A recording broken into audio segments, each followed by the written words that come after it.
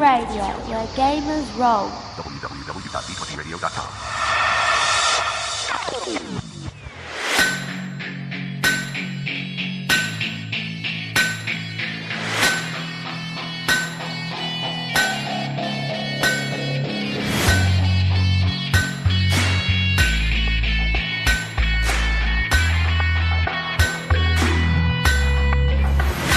Welcome to The Forge. Hello, Gamer Nation, and welcome to The Forge, a Genesys RPG podcast covering everything that you need to know about the latest and greatest from Fantasy Flight Games' Genesys Foundry and the Genesys roleplay game. I'm your host, GM Hooley, and we have a great show for you this week.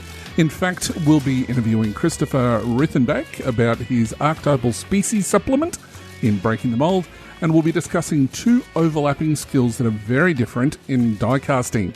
We'll also be tackling another of our archetypes in the furnace, and of course answering some listener questions. For now, however, let me introduce you to the host with the most. It's GM Chris. Chris, how are you going? I'm Jack, man. I'm Jack the Chris. And why are you jacked? Or are you just happy to be here? We'll talk about it in announcements. I'm jacked because tickets are live for Gamer Nation Con 7. Woot. So that's very, very I'm cool. pumped. I'm sure you'll be inundated with questions about that, but we'll talk about that in a tick. So before we get on to all of that, should we talk about what's new in the Foundry? Well, I think so. We got some new and interesting products to discuss, so I think that's a good idea. I think it's time we get to stoking the fire. Stoking the Fire. And welcome to Stoking the Fire, a segment dedicated to letting you know all there is to know about the releases from the Genesys Foundry and the Genesys role-playing game. But first, Holy, you want to tell us about the D20 Radio Podcast of the Week? You bet I can. Are you getting enough narrative dissection? Do you want to listen to two amazing hosts and some of the best guests in the industry? Are you also a huge Star Wars fan? Now, if you answered yes to any of these questions, then you must go and have a listen to the Order 66 podcast, hosted by my companion here, GM Chris, along with GM Phil. The Order 66 podcast is the OG of Star Wars RPG goodness. In this latest episode, they spoke at length with lead developer Tim Huckleberry about allies and adversaries, answering heaps of listener questions about the product and an extensive discussion, which I thoroughly enjoyed, about The Mandalorian. So go and check that out, and you can find this and more amazing gaming and geekery podcasts over at d20radio.com. Oh, you put my other podcast. Is the podcast we talk about? Well, you have to spread the love. What? It's appreciated. I'm not complaining. It's wonderful. Speaking of wonderful, though, I think it's time we open up the Foundry Vault and take a look at what's inside, because we got a couple exciting releases that have come out since our last show. First up, it released like a week ago? Yep. And it's already hit silver. I know. Amazing. All right. It's amazing, and it is amazing. And this is Zenithrix's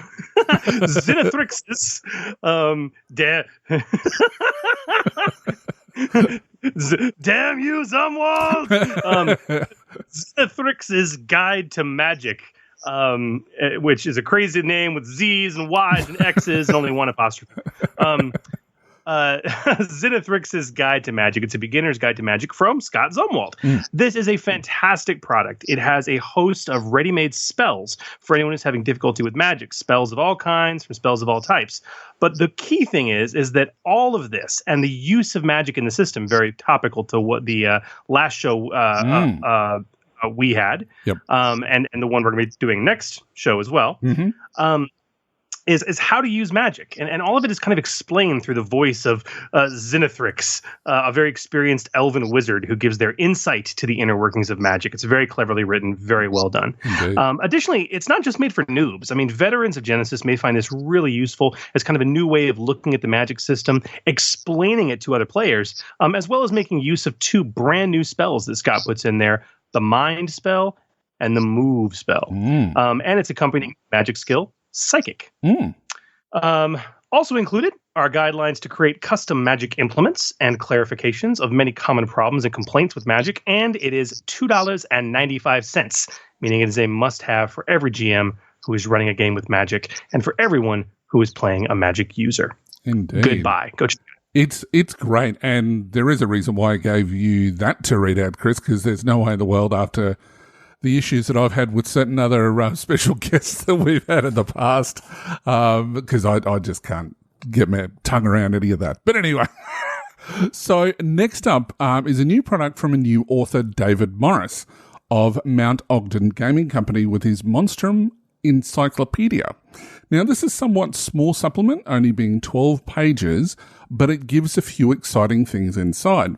Now, the first is a knowledge table. This is right from page 1. There's a knowledge table explaining what players might know when making a knowledge check with a specific creature, which I thought was really unique. It's something that we've not actually seen before. Really? It then goes further into detailing 4 new creatures, including their full stats, along with, and this is the really cool part, a 1-page adventure seed to use the creature in. It also explains at length the creature's ecology and their abilities and their tactics.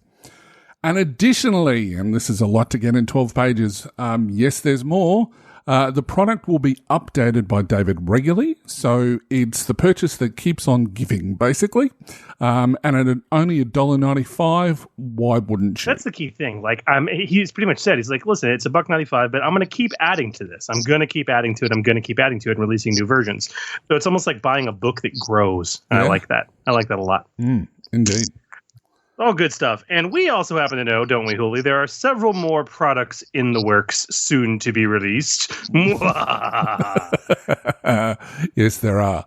So you can find these and many more great Genesys Foundry content over at drivethrurpg.com by simply performing a search using the words Genesys Foundry. And of course, while you are searching the interwebs, don't forget FFG's Genesys Foundry Spotlight. Now, Chris, I believe there's something else that we need to talk about before we go any further. Yeah, I did kind of tease it before. So, yeah, we talked about this a little bit in our last episode, but the tickets for Gamer Nation Con 007, Licensed to Con, are live. Badge sales went live this morning. We've already sold out a third of our tickets. Holy dooly. Yeah. Which is great. It's absolutely great. And we're truly thrilled. But listen, listeners, guys, we talked about Gamer Nation Con before. If you want to come to Gamer Nation Con, it is one of the cheapest conventions you will ever come to, and we're going to be there. It's the D20 Radio extended family. If you've never been before, this is a chance to meet us, to game with us, to find a bunch of like-minded, really great gamers in a really fun venue. I promise you won't regret it. And Hooli is actually running some specialty games at this convention, as in addition to serving as one of the convention marshals. And we actually have a special badge, like to get a guaranteed seat at your table. There are currently, at the time of recording, 2 spots left, I think. Wow, that's nuts. Just 2 for your special game. But aside from that, I know you're going to be running a boatload of other events during the convention as well. Absolutely. And just as a bit of a teaser, the event that I'm going to be running is your mission, should you choose to accept it, using Genesys. So I'm really looking forward to that. The Impossible Mission Force. It's called the Impossible Mission Force? Really? Well, that's what IMF stands for. Jeez. Is Alec Baldwin going to be in it? I don't know. Maybe. I don't do a very good Alec Baldwin, but yes. I was mainly looking at using the 90s version of the show. But then again, I'm a big fan of. Look, I'm not afraid to admit it. I like Tom Cruise. I don't like him as a person, but I like him. But I like him as an actor. I think all the stuff that he does is pretty good. He's not a bad person. He's just got a weird Scientology thing. Yeah, but anyway. He's a very nice guy. Obviously. So, Chris, where can people find out more about Gamer Nation Con 007? Where to get tickets and things like that? Well, sure. The easiest thing to do is to go to gamernationcon.com. The front page has a lot of details as well as links to the ticketing site. Or you can just go to our ticketing site, which is tabletop.events. You can do a search for Gamer Nation Con 007. And there you'll find a front page with all kinds of juicy details, including the details we didn't mention on our special guest of honor this coming year for Con.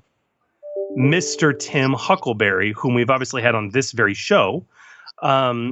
Obviously, sort of the brain behind the Genesys Foundry, and he's going to be on hand running some very, very special Genesys games, as well as doing a wonderful seminar. So really looking forward to that. Absolutely. Tim's a great guy. I know that we've had him on the show before, and I know that you've just recently had him on your show, Chris. So yeah, we had Huck on just this past week. Yep, a good guy. I've worked with him before as well. So, good guy. So, really looking forward to Gamma Nation Con. I've been there, this will be my 4th year, I think? This will be your 4th year. Wow. And I felt I basically felt like a family member almost straight away at the show. So, get onto the website, grab a badge. It's not all that expensive, and it's an absolutely fantastic con to go to. And you'll get to meet a whole heap of people, get to meet friends, and become part of the Gamma Nation Con family. So, check it out. Seriously, $65 for a 4-day badge, you can't beat it. Absolutely. Free events, you can't go wrong. No, that's but Huli, as exciting as this conversation is, I think some more exciting news that we need to reveal for the very first time. Well, we do. Now, for a while now, we've been hitting at a few things going on in the background for the Forge, and I think it's time to pull back the curtain and reveal at least one of them. Super exciting. Lay it on me. Okay, so the aim of the Forge podcast is to encourage everyone to generate compelling stories together, build amazing settings, and impart our knowledge and that to others on how to make their settings publishable in the Genesys Foundry. Now, even if you don't want to create publishable content, though, that's okay. We continue to provide you with an in-depth look at the rules of the game by dissecting every aspect and to help you use them as a framework for your own creations. We will always keep on answering your games and rules questions and give you some tips for running and playing in the Genesys RPG.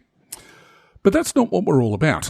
We're also here to build a community of like-minded individuals interested in helping others create content. Now, between Chris and I, we've got a lot of experience to impart, and we want to help you achieve whatever aspirations that you want to achieve. Now, this goal of offering a helping hand is something at the heart of what we do and the heart of our community. And we hope to use the Forge to expand our horizons, promote this community even more, and introduce new people to our hobby. We basically want to teach people, we want to learn from others in the community and promote your achievements. Now, the community allows us to bring you new, exciting and original content within our podcast and via our various social media sources. Most importantly, you have a chance to be heard, whether it be letting us know what you want us to talk about on the show, or to engage with us directly with questions about your game, or to offer your advice about your aspirations. However, to build that community, we need your help. Well, Huli, how can people help us? Well, it's pretty simple. For as little as $2 per month, less than a cup of coffee or an energy drink, you can be a direct part of the Forge community by becoming a Patreon supporter. Aha! We are launching a Patreon, folks, with some pretty cool rewards. Each tier of the Patreon is going to receive access to our community Discord server, which will be exclusive to our Patreon members, allowing you to communicate directly with other like-minded players and GMs who are very passionate about building this Genesys community. Most importantly, though, you will have direct access to us, the hosts. Absolutely. Now, our higher tiers gain access to priority questioning when your questions go to the top of the queue for inclusion in our Under the Hammer segment. And the higher the tier that you have, the higher the priority. Now, the coolest part of all this, though, and the one I'm most excited about, is the super big event that we are planning, that we're going to be announcing for the first time right now, right here, and is tied to our Patreon community. Yep. Do you want to tell the listeners about it, Huli? Yeah, I'm so excited about this, and it's an amazing idea, and hopefully everybody loves it as well. So next year, we're going to be launching the Forge Awards. Now, we'll be doing this on a special awards episode to be held just before Gen Con next year, where our supporters get to vote on their favourite products released during that year. Even better is that winners get to place their winning category icon on their products on the Foundry. We'll also have some special categories voted through peer review as well. Cool. It's so cool. I mean, this is our version of the People's Choice Award, our version of the Oscars, our version of the Emmys or the Origins Awards, but it's Genesys focused. It's Foundry focused. It's those of us who love this community and love this content and know what it's about, putting our weight, our voices, and our votes behind that to recognize those creators out there that have really done amazing things to add to the hobby, add to this game, because there's some pretty amazing stuff that's just come out in the last 4 months, and it deserves recognition. Absolutely. It absolutely does. Yeah. Of course, with any project, there's a few other things, some of our other plans we need to kind of keep under some wraps. But as a sneak peek, we plan to have several live plays, crossovers with other important podcasts, and even opportunities for you to act as a guest host on this very show. But we'll be revealing more on that in coming months. Now, obviously, we wish we could do this under our own steam, but podcasting can be an expensive exercise with hosting fees, subscriptions to editing software, etc., etc.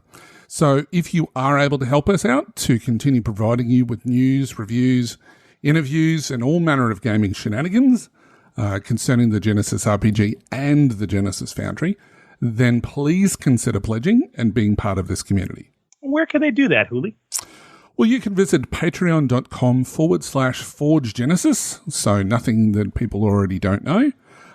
Or you can search Patreon using the name of the show. There, they're going to find plenty of details about what we do already on the show, what our goals are, and the various tiers that are going to be available. Awesome. And obviously, guys, we're going to post more info, including links to the Patreon on our various social media pages. Absolutely, we will. So just remember, patreon.com/Forge Genesys. All right, Chris, so all of this talk about fun stuff we'll be doing over the next few months has made me a little bit peckish for some delectable rules discussions. What do you say? Well, then, if you're peckish, it sounds like it's time for a heaping helping of warm, salty, slightly tangy die casting. Die casting. The Forge podcast is all about bringing new creations to the table. And the Genesys RPG provides us with a powerful set of tools to do that, specifically through skills and talents. The diecasting segment is our semi-regular segment about closely examining individual skills and talents and how they relate to the creations you craft. So last episode, we took a look at the basic military training talent and how you can create interesting talents that provide new career skills. Tonight, however, we're going to be turning our attention back to skills themselves, specifically 2 skills that are often interchangeable during play, but are still quite different and are often misused and a little confusing under certain circumstances. Apparently. And those 2 skills are athletics and coordination. Now, this is a dilemma that is it's been going on since Star Wars, and it's an issue that perplexes many GMs and players alike. Which of these 2 skills do you use? Or do you use both? So tonight we're going to clear up this question once and for all. Mm-hmm. And we're going to introduce a couple new, maybe homebrew options for some new skill usage. I don't know. Why am I talking like this? I don't know. I'm not quite sure. All right. So as we do, let's talk about the basics first. Let's get the core rules, the raw, under the table, out from under the table. Let's put it on the table. We'll slap it down, show it off to everybody. Like we do. These 2 skills, man, athletics and coordination. Talk to me about them. I mean, athletics. What are we looking at here? All right. So the athletics skill determines how well your character can, ski down a treacherous mountain, climb a cliff face, swim across a raging river, or leap across a chasm. The athletic skill serves as a measure of a character's overall fitness and physical conditioning. Those who actively engage in a regime of physical training, such as, people with a military background, athletes, things like that, even some survivalists are the most likely to have the athletic skill as a career skill and will use that in their day-to-day character expansion. This is a skill that's also recommended to be used in just about every setting. Yeah, absolutely. And the core rulebook also gives us some things that, like some good examples you could use it for, and it's definitely some things you should not use it for. And some of the specific examples it calls out in terms of when you should use this is climbing up or down a structure, particularly when the climb is tricky or there's a long drop to the bottom. Mm-hmm. Swimming, especially in difficult or specifically in difficult conditions. Yep. High winds, waves, tides, currents, and also jumping, as you kind of pointed out earlier, either vertically or horizontally, leaping across a deep chasm. Or trying to jump up and grab a fire escape to get away from an angry dog, or a stormtrooper wielding a thermal detonator. You think that would help you. There are all situations where your character needs to make an athletics check. Yep. Also, they call out in the core rulebook your character attempts to run for an extended period of time, which surprised me because that's also referenced in resilience, and there's a lot of crossover here, but we'll come to that. When should you use this skill, though?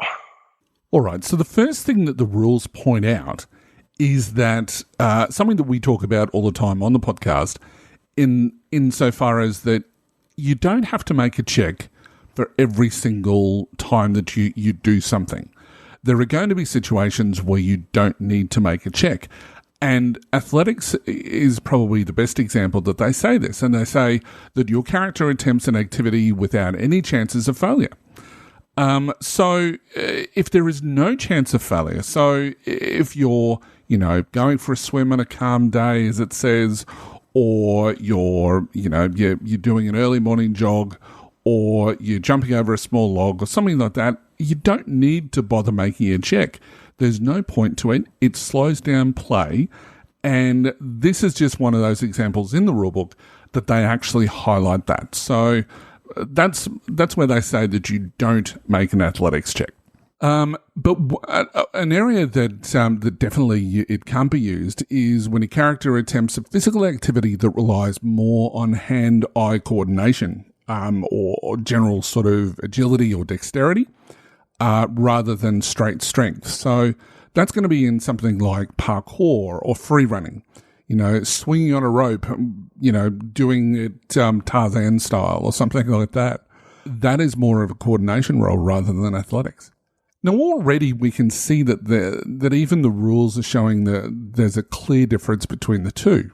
However, let's take a look at, firstly, about who can get the athletic skill under their career. Yeah.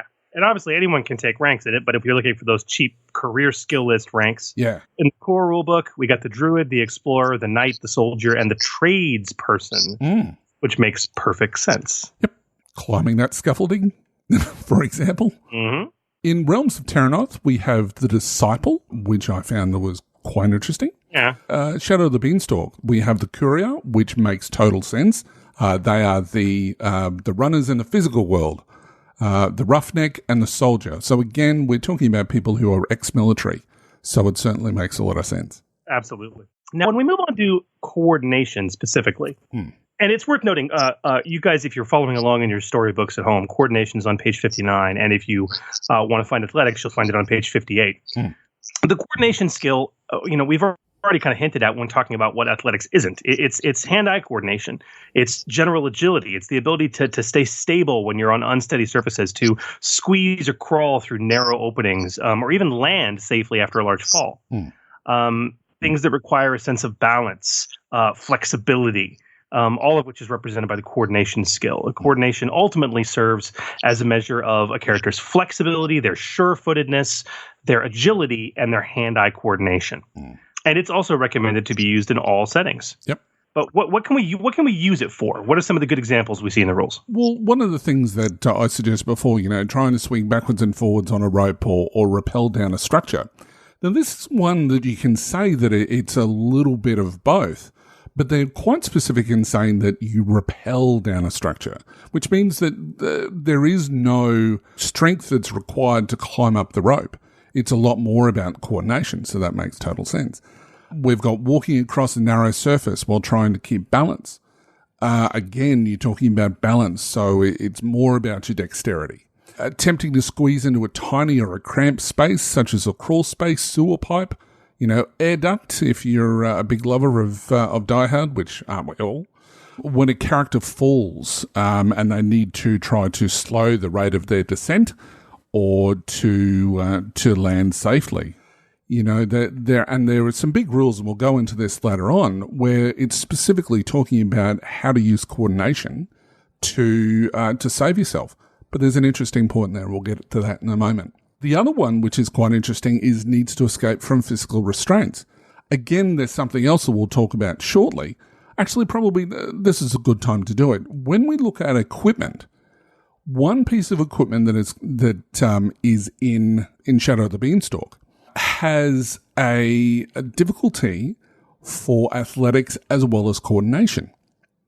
But the athletics is a lot harder. Like it's a formidable check. And the coordination, it's only a daunting check. Still pretty high checks. But just to show the difference between that, yes, you can use both of them in certain scenarios, but one might be less difficult than the other. This goes back to that one major differentiation point between the two that we can really highlight now. The reason that particular piece of gear has both listed for escape purposes is because coordination represents, wiggling your way out of it. Okay, using coordination or contortion to slip out of that binding, whereas athletics literally means breaking it with your strength. It's shimmying out of your ropes or flat out breaking the ropes. Yep. And in most cases, when it comes to physical restraints, coordination is going to be a lot easier to accomplish. Yeah, absolutely. Because again, most restraints are designed not to be broken. So for when the coordination skill isn't used, though, again, we'll go back to the climbing up and down a rope thing. For the most part, if you don't have a harness, you're basically using your strength to be able to climb up. So coordination is not appropriate in this sort of circumstance. It's going to be athletics. So the other example that the book gives is another one to highlight that you don't always need to make a check. So in this case, the character falls from a short height or onto something soft enough that they won't suffer any sort of damage when they land, or a similar situation where there's no consequences of failure. So again, don't force people to make dice rolls unless it's absolutely necessary or there is a chance of failure. Otherwise, just move on with the story. Exactly. And then very quickly, in terms of those careers that get coordination, from the core rulebook, we have the druid, again, which has a very diverse skill set, to be perfectly honest. The entertainer, the explorer, and of course the scoundrel. Yeah, and the scoundrel also appears in Realms of Terranoth as well. And then for Shadow of the Beanstalk, we have the con artist, again, sort of a bit more of a scoundrel type person, and again the courier, who gets both. Yeah. Now, there is a fundamental distinction between these two skills, and we're coming to that, but we're kind of setting the stage, laying the foundation, paving it out in terms of the core raw right now. The rules is written. Yeah. And I do think it's important to talk maybe briefly, Huli, about there are some very specific mentions in the rules, one of which we've talked about additional usage or specific usage for athletics and coordination. Absolutely. That are in the core rulebook. Yeah. So we've got quite a few of them, so we'll go through each of them because some of them are often forgotten. So the first one is when attempting to lift something or someone, and this is on page 85. Now, it's an easy base difficulty plus 1 difficulty per encumbrance level over. So that's one thing that is specifically athletics. Another one is being ensnared, which is on page 87 under the condition ensnare, where you need to make a hard check. Athletics is also used when swimming through difficult bodies of water like rapids or a churning ocean, and that's on page 111. Under additional vehicle actions, we've got manual repairs under page 229, where a character makes a hard check to do further repairs if they don't have the mechanics skill.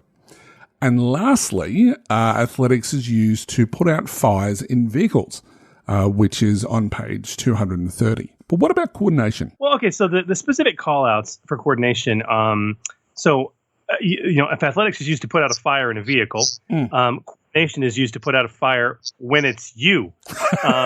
Stop, drop, and roll, page 87. Yep.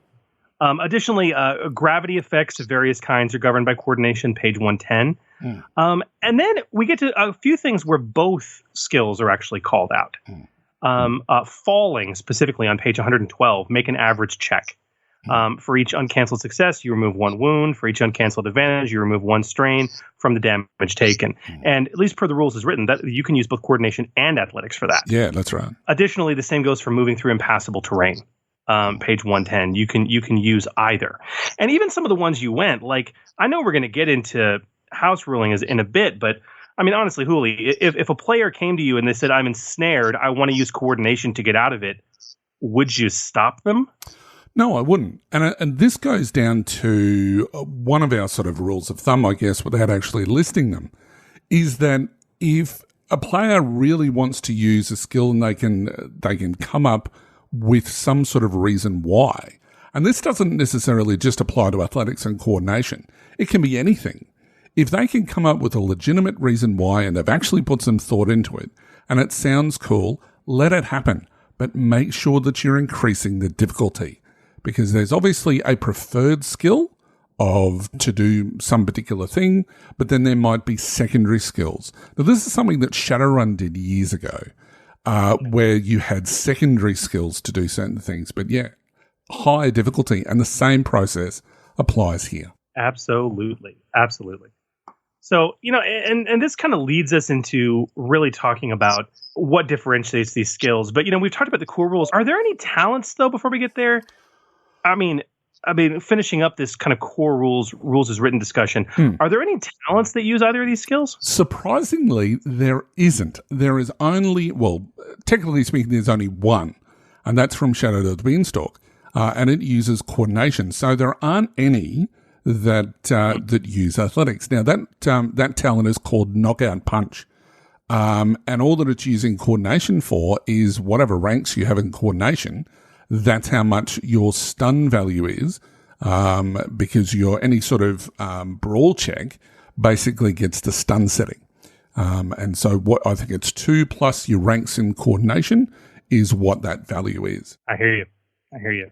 So this leads us into talking about why is differentiating these two skills really important? Because we've seen there's a little bit of overlapping usage. There's some clear distinctive usage, but why even have 2 separate skills for this? There's some very good, very important reasons. Yeah. Well, the first is that obviously one is based on agility, Hooli, and one is based on brawn. Okay. That's the one that makes the most sense. Yes.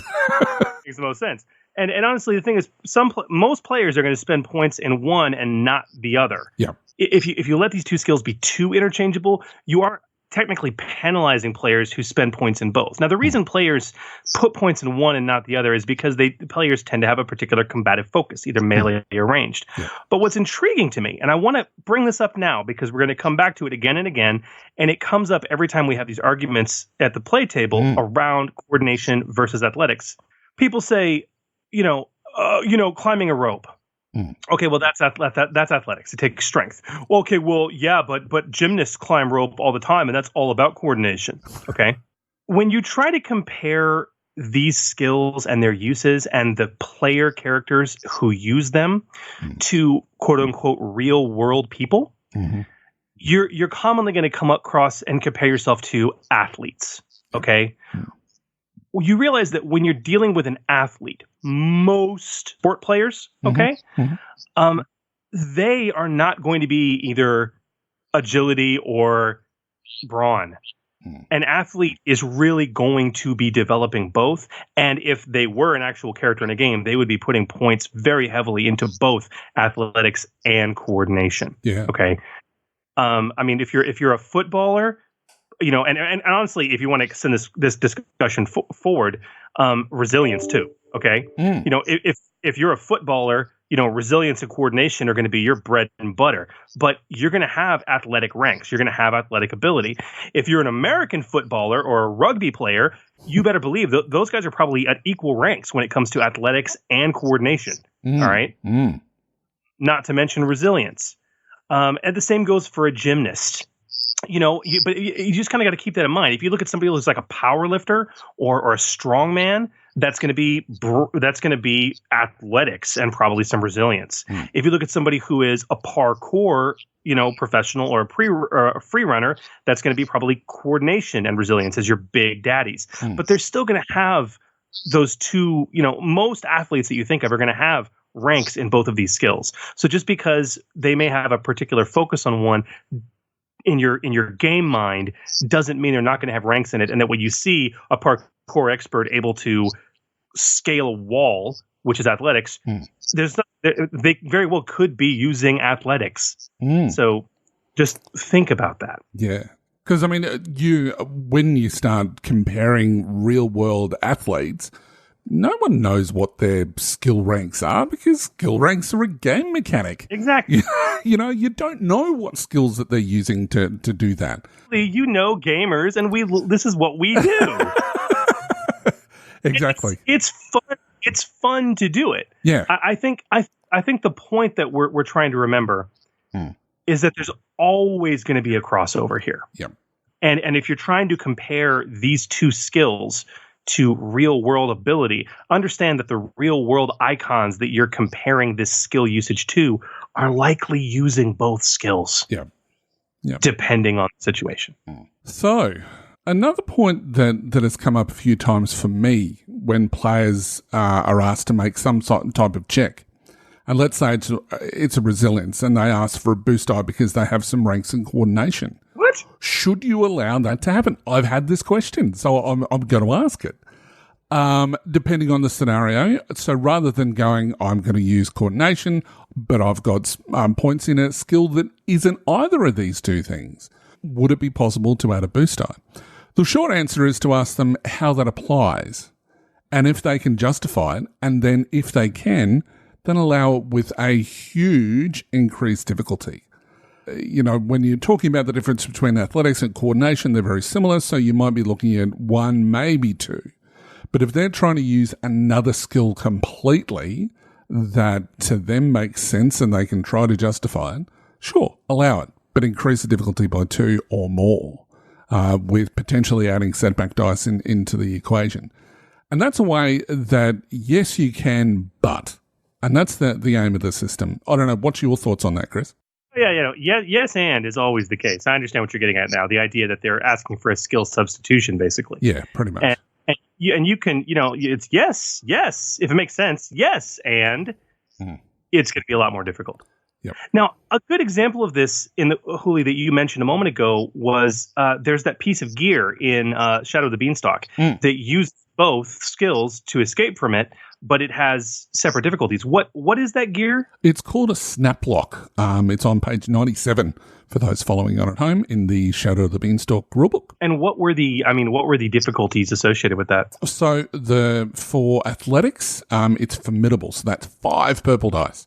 And for coordination, it's daunting and only 4 purple dice. I mean, they're huge difficulties.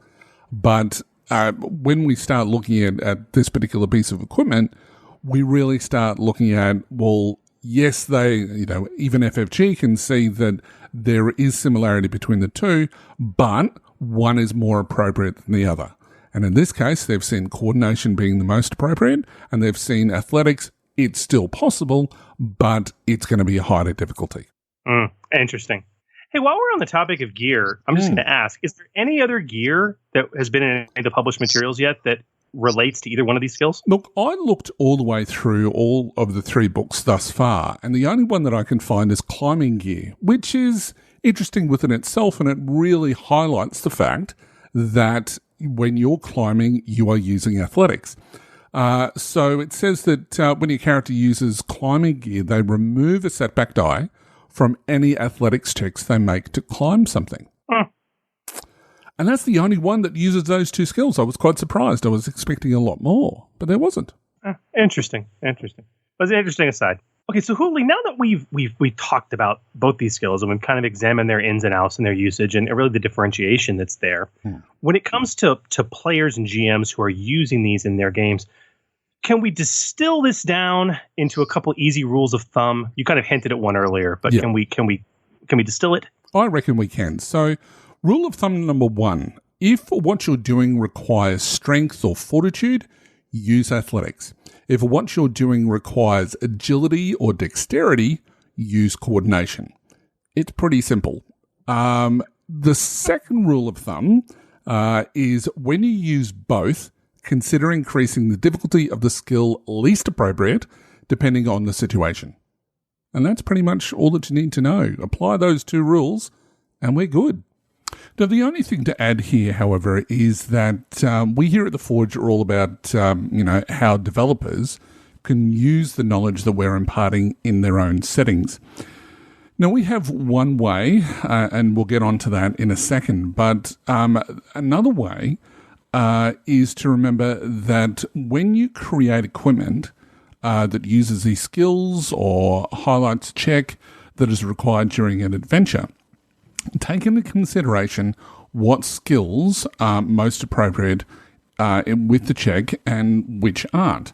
Now, if you feel that crossing the stream can be done two different ways, like one using athletics to swim across the river and the other via some slippery pipe that spans the river, where they can use coordination, make sure to mention both separately.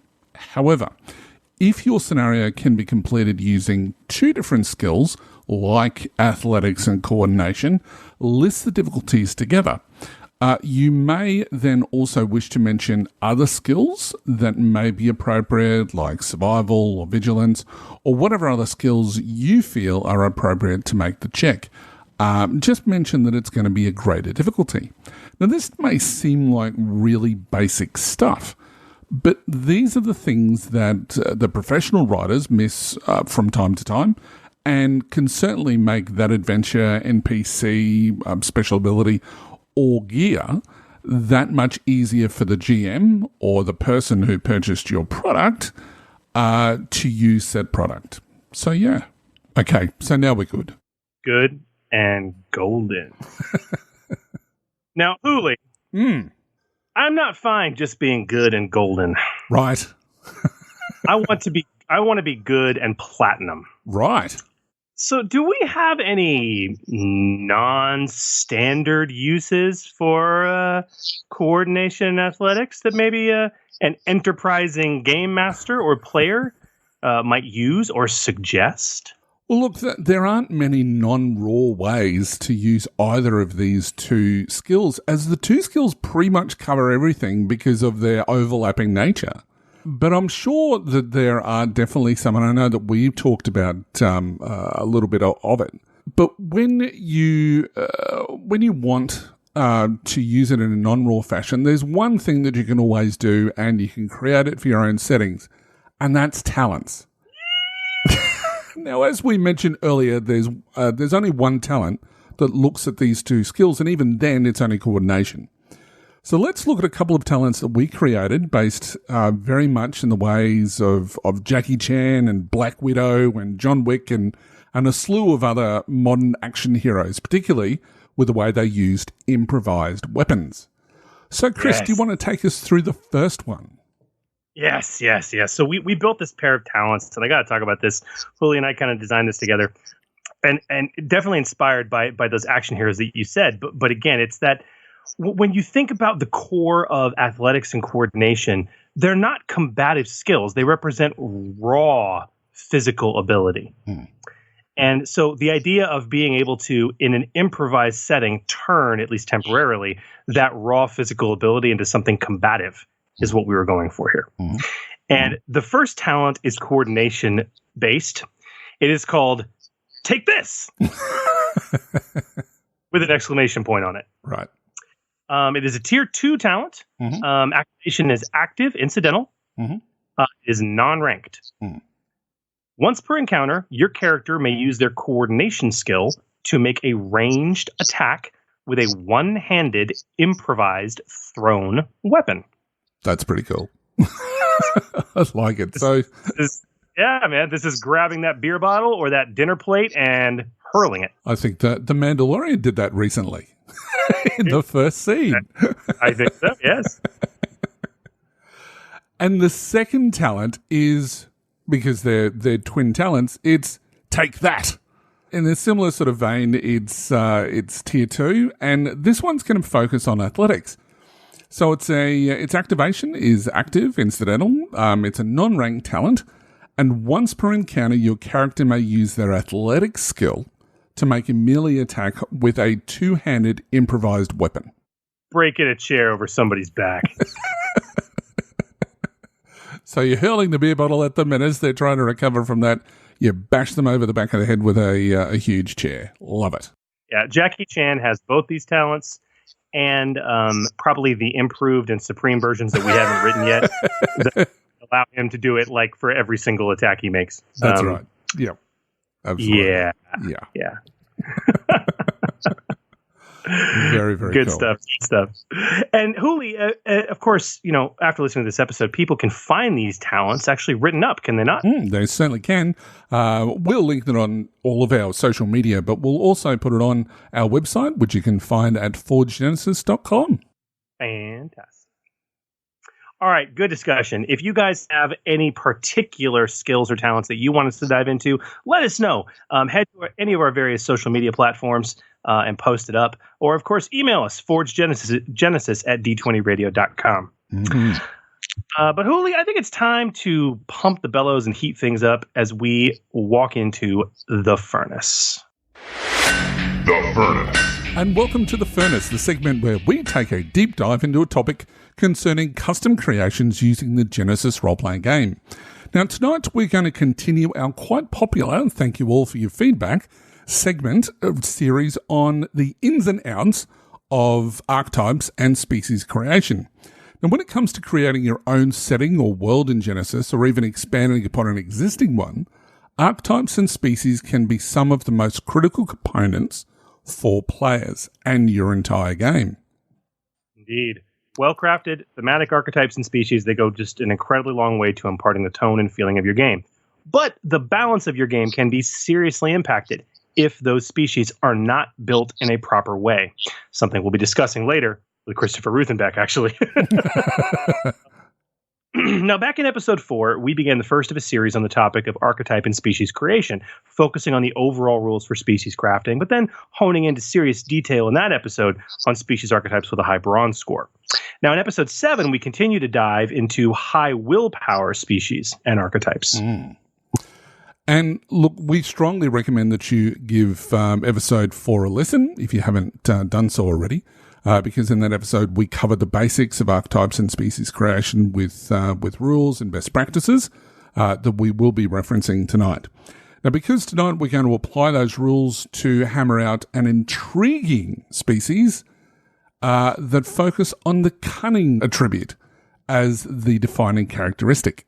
Clever, observant, perhaps conniving.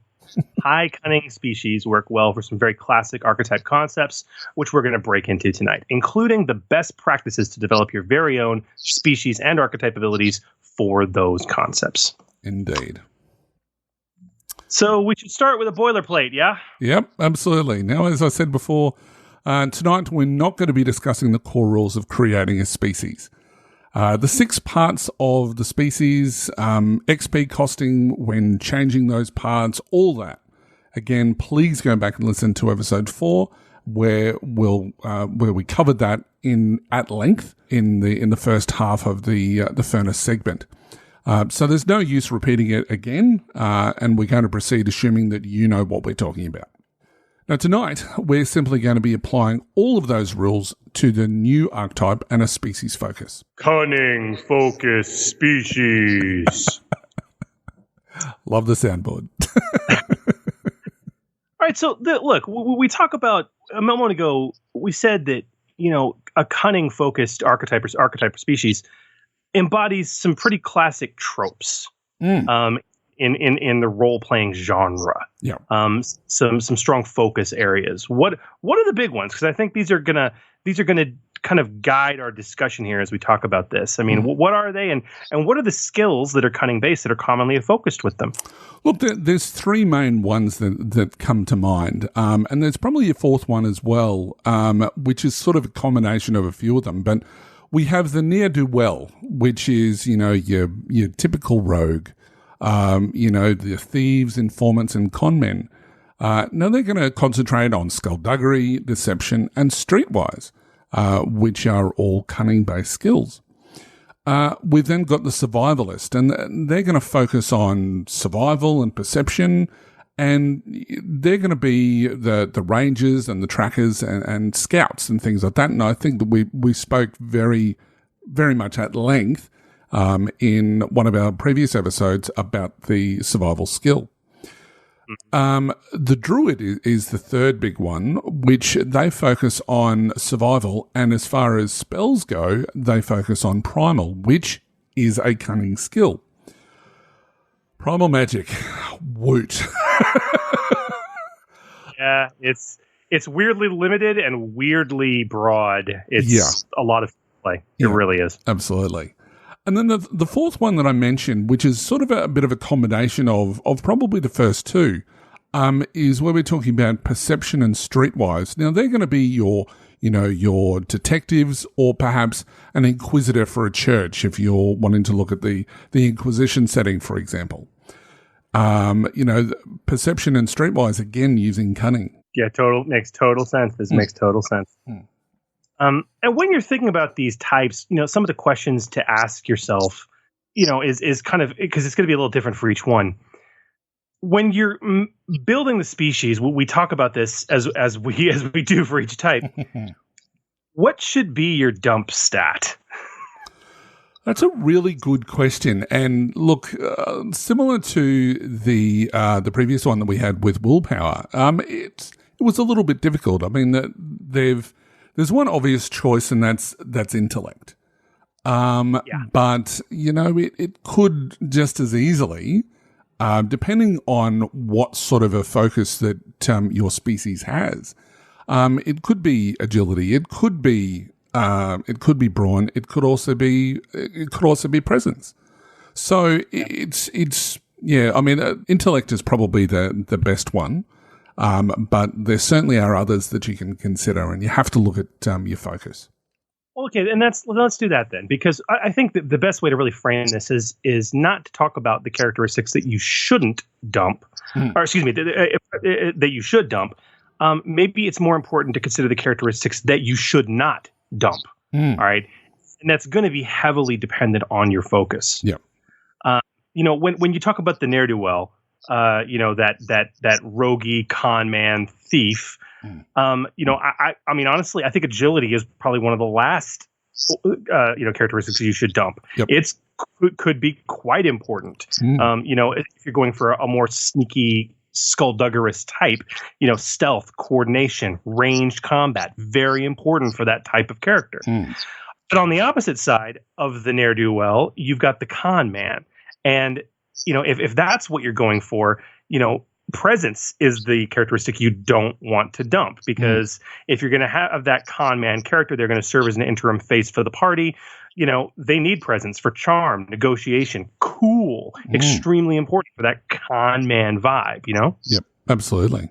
And then you've got the survivalist, where brawn is going to be the most important for, your melee combat, your resilience for being able to survive out in the wild, and again, athletics that we just talked about in the last segment. But agility can also be important too, especially if you're talking about, like a ranger, because they're relying heavily on using their, bows and arrows. So that's where it's quite important too. Yeah. And on a related note, you could make much the same argument for the druid, but let's be frank here. The most important secondary characteristic for a druid type, outside of that cunning, it should be on equal footing, if not just barely below, is going to be willpower. All right, that's the non-dump, because the willpower ties to discipline, and also ties to vigilance. Both very important for that druidic wild type character. And Chris, just on that, with the druid, what's there? Because I know obviously with the Arcana skill that it's knowledge lore. What is it for the druid? Well, if you're going by a strict raw, it would still be knowledge, because that doesn't change in the core rules. In terms of additional effects, I'm assuming what you're referring to. Yeah, that's what I'm referring to. Yeah. But by pure raw, it wouldn't change. It would still be knowledge. So that means intellect could also be very important. But by the same token, discipline is extremely important for a spellcaster because it's that skill that's used as a resistance skill against effects that are impacting you. Okay. Mm-hmm. Or that are targeting you. Additionally, your crafty GM, especially if you're maintaining a spell, a crafty GM may very well call for a discipline check to maintain if you're put into extremely trying circumstances. Right. And overall, the idea of a primal caster or a divine caster, discipline is very representative of the mental fortitude, clarity, concentration, and meditation that is very common to that kind of trope. Absolutely. So now, as far as the fourth sort of option that we talked about, the investigator, willpower again is very important, mainly due to vigilance and coercion, which is something that your detective is wanting to make sure that they've got, so that they can they've got that coercion to a point where they can get that information that they need from those criminals who don't want to give it up. Where are the drugs going? Oh, it looks like a cop. Or depending on what sort of superhero you're going for, it could be where is she? Where is she? Why did you say that name? God, his mother's name Martha too. Oh no! Oh God! Let's not go there. God, he really isn't going to kill everyone. His mother's name Martha too. That would have to be the dumbest thing that I've ever heard in my life. But anyway. Sorry.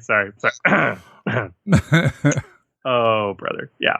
But honestly, look, when we talk about, getting additional threes and other characteristics, depending on what trope you're going for, the ones we've mentioned are really strong candidates to go along with Cunning for that 3. So, Indeed.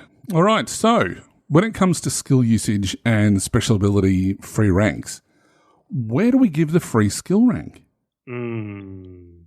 Okay, so you really got to break this down into cunning-based skills versus non-cunning-based skills. Because again, as the core rules make clear, that free rank that the species or archetype is going to get should, if it's going to be free, quote unquote, that it needs to be something that is not cunning-based. So it doesn't have a direct synergy.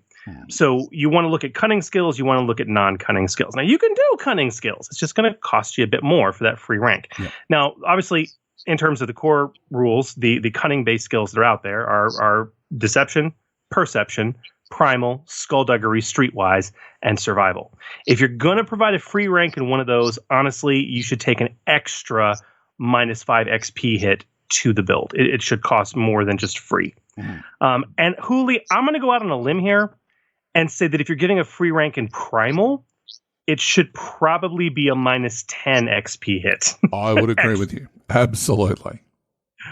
Which tends to be, when it comes to magic skills, that's incredibly potent.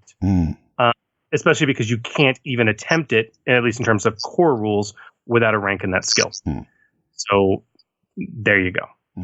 So as far as the non-cunning based skills, though, honestly, the good cheap choices, depending on the theme or focus, what we'll do is we'll go back to looking at our 4 different types or 4 different focuses. So the ne'er-do-well would be stealth, coordination, or cool, as we mentioned before. A rank in that would do really, really well. The survivalist would be athletics or resilience. My preference would be for resilience, but, athletics could be just as good if you're doing like a mountain climber or something like that. The druid is discipline or knowledge, especially as we talked about before. Knowledge is certainly still required to power some of the spells that you might be casting. And also, if you've decided for whatever reason to use intellect as your jump stat, that having that knowledge is going to turn that green into a yellow. So it's going to increase your chances of getting some more successes and certainly that triumph that you might be looking for. And lastly, we have the investigator. So for that, we're looking at things like vigilance or coercion. And, depending on which way you want to go, you may also be looking at things like, range light or some combat skills like brawl as well. Now, so okay, we've gone through some of the basics here. We've gone through characteristic layout. We've gone through free skill. The other key thing when you're building a species is obviously the unique abilities, and obviously your species or your archetype gets one for free, assuming that it's has a minus 5 XP cost. So let's talk about a few high level options for those unique abilities that are really good to build off of. Yeah. And as usual, Julio, I think we can classify this into 2 different primary categories. Agreed. So we've got the cunning substitution for for other characteristics in skills. So, a cunning for a brawn-based check is a classic. And our best recommendation for this one, basically, it really represents outwitting a physical situation. So, what's a good example of that, Chris? Oh, a great example is, in combat. So the big thing is like this is one of those really potent abilities. That's kind of the category it's in. So it means these things should be once per encounter, typically once per session, and they should cost a story point, right? Yeah, absolutely. And so if you're doing that and you have that level of restricted usage, I mean, if you say, substitute cunning for a brawn-based skill check, do you know what's a brawn-based skill check? Melee. Brawl. Okay. Yeah. So literally you're using your cunning for an attack, which really represents a kind of a sneaky underhanded move that you can do once in a session, by spending a story point. I really like that. Another idea is using cunning in place of something like athletics, where, instead of using brawn, you're able to, instead of trying to break down this door with my bare strength, can we find a lever? Things like that can really represent this in play. Yeah. So I really like that as you said, Huli, our best recommendation for the potent ability that is going to cost, a story point and be that once per encounter or once per session thing. So another one is using cunning, and again, this is one of those potent abilities where you're using, you're spending a story point. Is using cunning to substitute skill ranks in certain skills.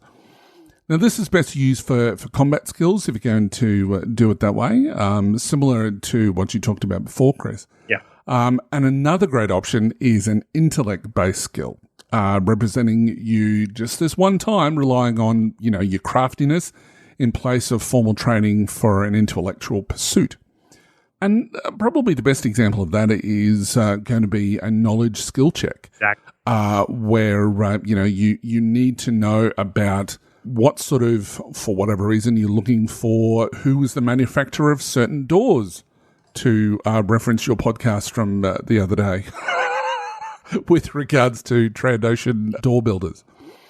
If you wanted to know who that was, it might be a case of, substitute that cunning instead of using your ranks in whatever knowledge skill that you have. And narratively speaking, like if you were to hey, we'll go find out, let's go research it. Or if you have this potent ability, you can have that moment of clarity where while the party academic is like, well, let's go research it, you can activate this, lean over to a nearby door and find the manufacturer's label, right? Which is a great example for that. The other one I like for using cunning to substitute an intellect-based skill rank is actually mechanics, which represents the idea of, massaging or hitting a machine in just the right way to kind of fix something that's broken. I'm thinking of the Falcon here, and where he basically hits the side that starts up. Great. Yeah, that's exactly what I'm thinking. Exactly. Okay, so if that category is the potent abilities, which again, those once per encounter, once per session, story point costing abilities, the other category is going to be the always on abilities. These are less potent, far less powerful, but they don't cost you anything to use, and they are typically, quote unquote, always in play. Yeah. I find dark vision to be a fantastic, example right out of the raw. Not only does it really fit with the ne'er-do-well and survivalist concepts, but it goes hand in hand with perception, which is a key cunning focused ability skill. And I really, really like that. Absolutely.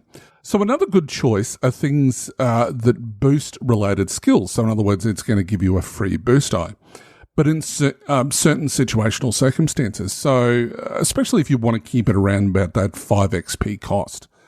Oh, yeah. So things that are going to give you, a boost die to your survival or a boost die to your perception, things like that are always going to be on, is another good, choice for that sort of special ability.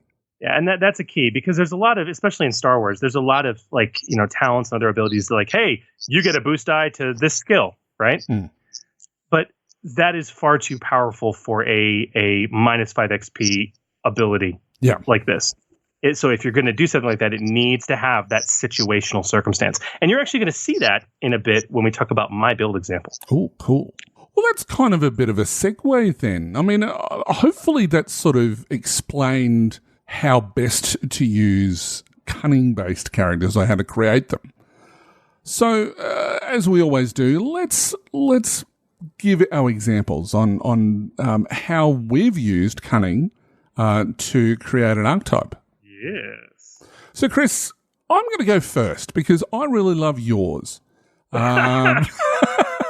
So, as a fan of L5R, mainly because I've written for L5R for FFG, I've suddenly found this wonderful species that I've got a special place in my heart for now, and that's the Kitsune.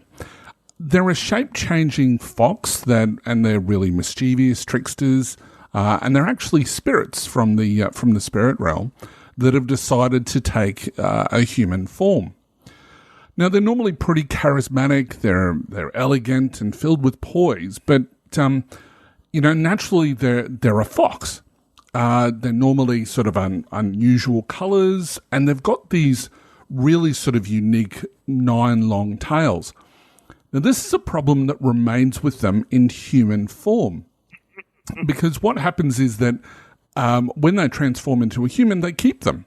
So they have to try and hide them under a kimono or a hakama. That's a real problem for them because obviously if they're discovered, they're going to be in all sorts of problems. Family is still very important to them. They live in tightly knit family units. They also use magic. After all, because they're tied to the spirit realm.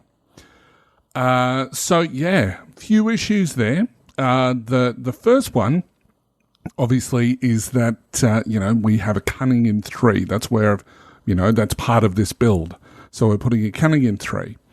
The agility, intellect, willpower, and presence are all going to be 2. Now, I thought about a higher presence due to their beautiful nature, but, I decided that, 2 3s were going to be a little bit too much. Yeah. That was the charisma side of things is a factor that I could apply later on down the track in their skills and special abilities. The dumb stat I've decided to do was brawn, and that's because these creatures are normally small and they're nimble, and they're not supposed to get into a fight anyway. The aim of the exercise for them is to be mischievous and then run like hell. So brawn wasn't a really important thing for me. For wound threshold and strain threshold, again, I really kind of gave them a bit of a negative when it comes to their brawn. And I've given them an 8 plus brawn for their wound threshold. For their strain threshold, however, I've decided to, because they're very much connected to the spirit realm, so they need to be casting spells a lot more, mainly to save themselves, is going to be a 12. So, they're small and fast. They run at the first sign of danger, and they can use their extra strain, as I said, to do additional maneuvers as well, as the spells, and I didn't want them to run out of spells too quickly. So that's what I've gone with there. Holy, I'm looking at your math here, and I want to ask, because I think this is an important discussion to have. Under normal circumstances, you decreased brawn by 2. You decreased wound threshold by 2. Okay. Yep. And you increased willpower by 2. Yep. Now, normally, and I totally get it, if you're increasing willpower by 2, I mean, that's a lot. That's like a, what, -10, -15? -15. Yeah, absolutely. -15. Now, decreasing brawn by 2 should actually give you a +5 XP. That's right. I'm going to question that. Okay. And I'll tell you why. As we talked about when we were building our brawny characters, this is the wound threshold fallacy in the opposite direction. Because brawn is also this creature's dump stat, what you've left them with is an unmodified wound threshold of 9. Yeah. And that is cripplingly terrible. If I were designing this, I would actually give you a +10 XP for that wound threshold, just considering the fact that brawn is also the dump stat, if that makes sense. Yeah, it does. Well, that means that I've got an extra 5 points to spend. But that's okay. Maybe. We'll come to that. Come to that, yeah. All right, so the special abilities. I've given them 1 free rank of either charm or deception. Perfect. So as I mentioned, I wanted them to be elegant but sly. So the obvious choice would be to choose deception due to the 3 in cunning. But, both skills are going to suit the style of what the Kitsune do. So, it's one of those things that, as they say, it's 10 XP cost if you're using a skill that is connected to your main attribute. But -5 if it's not connected to the main one. So in this case, I'm going to suggest it could be either or. So in this case, instead of the we call it free rank, I'm going to give myself a -5 XP instead.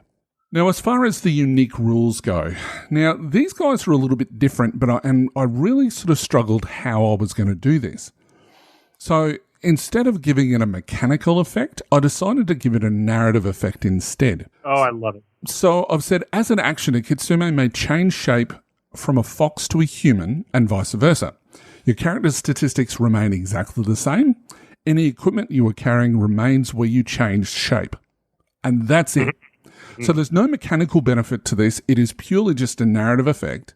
If I was doing this in a written form, I would have a sidebar to give some sort of direction to the GM, how to, work out the adjudication of any sort of difficulties with regards to them changing shape or when they're in a different form.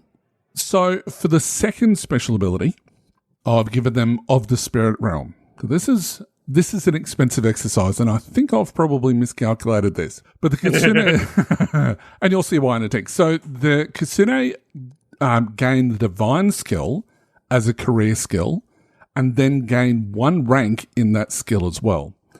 That ability is huge. Gaining a magic skill as a career skill is one thing, but to also then gain a skill rank in the same skill, it's pretty powerful. Now, I've given that a -15, but I'm wondering whether it should be a -20. It should be -20. and to put this in perspective, making a magic skill just a straight up career skill, that is -10 XP territory for me. Yep, absolutely. And on top of that, you've given them a free rank and a skill, which is normally -5, but in this case, it's a cunning based. Oh wait, no, it's divine. It's divine. Okay, yeah, no, then I'd still go for 20. So normally it would be -5 XP for getting an extra free rank in a different skill, but it's a magic skill, so want to bump it up to a -10. If this was primal instead of cunning. I would say -15 for that instead of -10. I mean, just having the extra 1 rank in a skill. So no, I think that's good. So yeah, honestly, -20 I think is where it should be. At least that's just my opinion. Yep, I agree. Now, correct me if I'm wrong, divine still gets cursed, doesn't it? It does. Yeah. And that's the reason why I went with that, because it's part of their tricks to nature. I was thinking, because I looked at primal, but primal doesn't give curse. So I went with divine instead. So yeah. All right, so that's negative 20. I'm running out of points. So now I've got a little bit of a different one that, again, I wasn't too sure how I wanted to represent the fact that they always have these 7 tails, and it's a big problem for them. So I've said when Kitsune is attempting to disguise themselves as humans, they gain 2 setback die to any deception or skullduggery checks. If discovered, a Kitsune may be arrested or killed on sight. Any social checks after discovery are upgraded once. So I really needed an ability to tone what I've done previously, right down. Otherwise, I'd be left with little to no XP. And in a setting like L5R, where half the population are paranoid or are superstitious, hiding oneself when in human form will come up quite often. So I gave that a plus 10 XP. I think that's very reasonable considering the narrative circumstance. Yeah. And so after all of that, I'm left with a grand total of 85 starting XP. Which is not bad. Not bad considering how really weird and unique this species is. So that's my version. Oh, I love it. And I'm a huge L5R fan too. And the idea of playing a Kitsune, I think, is absolutely brilliant. And what I love most about what you did is the highly narrative nature and role-playing nature of so many of their abilities. Yeah. So I really, really like that. Cool. Well done. Thanks. And what about yours, which looks super interesting? I think it's okay. I find yours to be much more interesting. But I created... I'm calling it the Shadowkin, or if the species had a name they called themselves, it would definitely be the Umbral. So the Shadowkin or the Umbral have jet black, inky skin, which seems to shift and change between tones of darkness when they're within shadow. The idea is the concept of a species that is has a supernatural heritage that goes back an incredibly long ways. And they're a natural sneak. Their entire species evolution, long in the past, is about darkness and living in darkness and thriving in darkness, which obviously has informed their biology. But more importantly, it's informed their culture millennia later. And I think that concept fascinates me. And this kind of species, this umbral species, is actually a pretty common staple, not only in fantasy, but also space opera. So it's a species that's generally regarded in the setting as untrustworthy, secretive, skullduggerous, or living in the underbelly of civilization. Very cool. I like it. Because it's very much sort of almost drow in sort of, but it's a lot more. I'm trying to remember what they were called in Pathfinder. There's something similar to this. I can't remember what they're called, but they're from the Shadow Realm. Yeah, it's been represented so many times, and that was the idea. Is the idea of your distant ancestors, and I mean like millennia ago, the ancestors of your species came from the Shadow Realm, right? Yeah. But you're in the material plane now, so this is it. Or from a space opera standpoint, your species evolved on a planet of total night. You know what I mean? Yeah. Like almost no light at all. Yeah. Okay. Which, again, very common space opera trope. So with this in mind, starting characteristics was actually cunning at 3, of course, because that's what we're talking about. Brawn, agility, intellect, and willpower at 2. I was seriously tempted to boost agility to 3 just from a stealth standpoint. But frankly, it was just too on the nose. And this species, as we'll see, I think has enough in the way of stealth boosting capabilities already. Yeah. So I didn't feel I needed to do that. And that of course leads the 6th characteristic of presence at 1. I kept presence as the dump stat because these creatures are naturally distrusted and just odd. and that means that they've, from a cultural standpoint, really struggled to develop honest social abilities. Yeah. Now, when it comes to wound threshold and strain threshold, I also took a dump to brawn. I moved it down to 8. I kept willpower at 10, though. Okay. So wound threshold, I moved down to 8 plus brawn. Strength threshold, I kept at 10 plus willpower. Yep. I really envision these creatures being very slight in appearance, not hardy at all. Mm-hmm. So the reduced wound threshold really worked great for that. And also that gave me plus 5 XP to the species build, which I really I wanted, because I love building cool species, but the closest I can do to keep them at 100 XP, I want to get to whenever possible. Yeah. So then we come into special abilities. 1 free rank. I gave it to him in stealth. It actually still works as a quote unquote free rank only, because of the fact that it's not cunning based. And I felt it fit the theme really well. If I had bumped agility to 3, I definitely would have had to have had this cost an extra minus 5 XP to the overall build. Yeah. Now then we get into the other unique rules.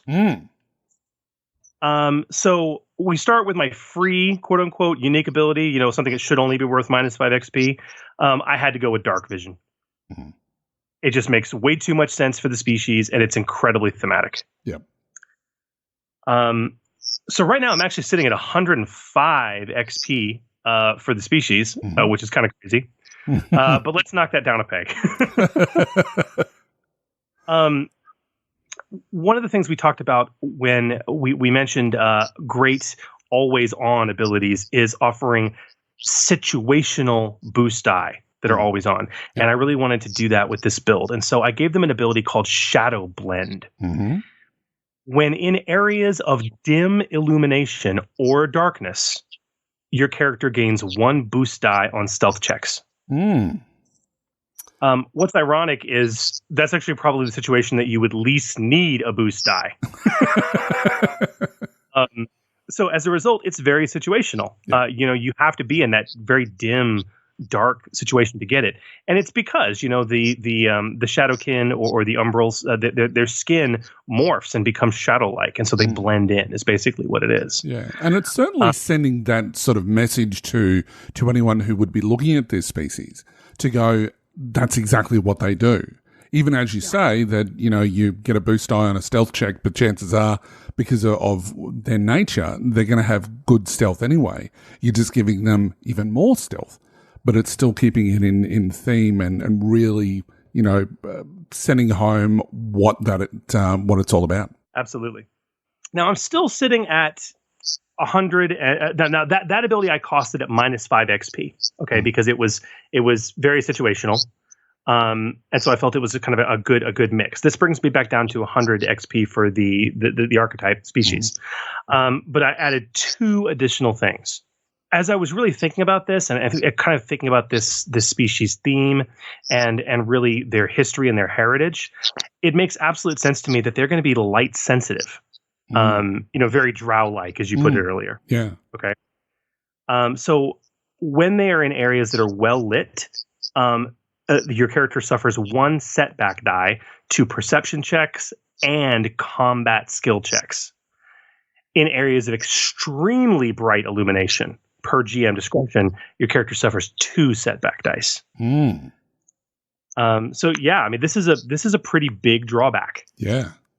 So I costed it at plus 10 XP to the species. It's going to give 10 XP back. So that's actually going to bring the species XP back to up to 110, like a standard human. But I didn't want that. I wanted to give them one other cool ability that really related back to their supernatural heritage, basically. Right. So I called it Dark Heritage. Ooh. Once per session, your character may spend a story point to cast a spell using the primal skill, even if your character has no ranks in the primal skill. Wow. Now, maybe I undercosted this, and you can tell me what you think, but I'm not giving them access to the skill. I'm not even giving them a free rank.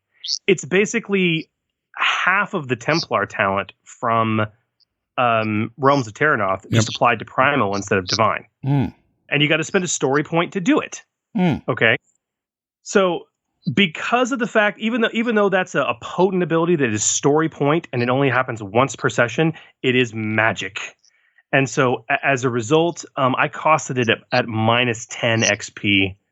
That idea of having a species-based connection to cunning-based magic I thought was kind of cool. Yep. But it is cunning-based. You know, it's kind of a big deal. And as we talked about with your Kitsune, it may be too on the nose. Do you think I undercosted this? Maybe it should be like minus 15? Look, just looking at it, I agree with the minus 10, and I'll tell you why. I think that because they're only going to be rolling greens, even if they have a 4 in it, they're only going to be rolling greens. So there's no big things with triumphs or whatever else. So look, I don't have a problem with the minus 10 at all. Because you're not giving them as a career skill, unless they've taken some sort of career that does have the primal skill, in which case that they can use it normally anyway. And they would never use this ability, yeah. No, they'd never use the ability. So, you know, I don't think there's anything wrong with that at all. I think minus 10 is fine. Okay, that makes sense. And yeah, I hadn't considered that. They'd never, ever have a yellow in the pool. No. Because if they ever have ranks, they're just going to be rolling normally anyway. Correct. And they can't spend a story point to upgrade the roll because they've already spent a story point to use Dark Heritage. That's right. Interesting. Okay. Well, with that in mind, at that minus 10, that actually brings us down to 100 XP. Wow. For the species. So this is a 100 XP species that I really like. That's cool. Yeah. So that's the Shadowkin or the Umbral. Nice. Now, where are they going to be able to find this these two species or archetypes, Chris? Well, the same place they can find the two talents we just created a little bit ago. Of course, they can head to our website at forgegenesis.com and go to the resources section where they'll find a document for this episode with all this new content in it. And of course, we'll post that up and make it available on our various social media platforms as we go. Indeed. Very, very cool. I like both of those species. I'd play either of them. Fun. That's very cool. Speaking of species, do you think that we should have a bit of a chat with a person who has done a supplement in relation to that same topic? Absolutely. I'm really eager to talk to this guy. He's a talented young developer, new developer. He's got some exciting stuff out on the Foundry that has really made life a lot easier for a lot of us.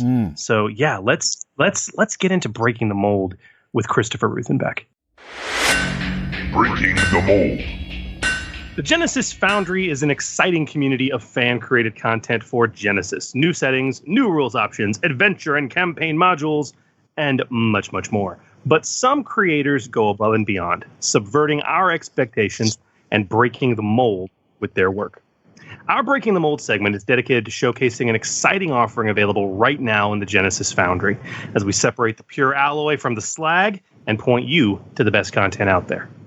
Now, tonight's guest is a very experienced playtester in the RPG industry, first credited in Big Eyes, Small Mouth, 3rd edition in 2007.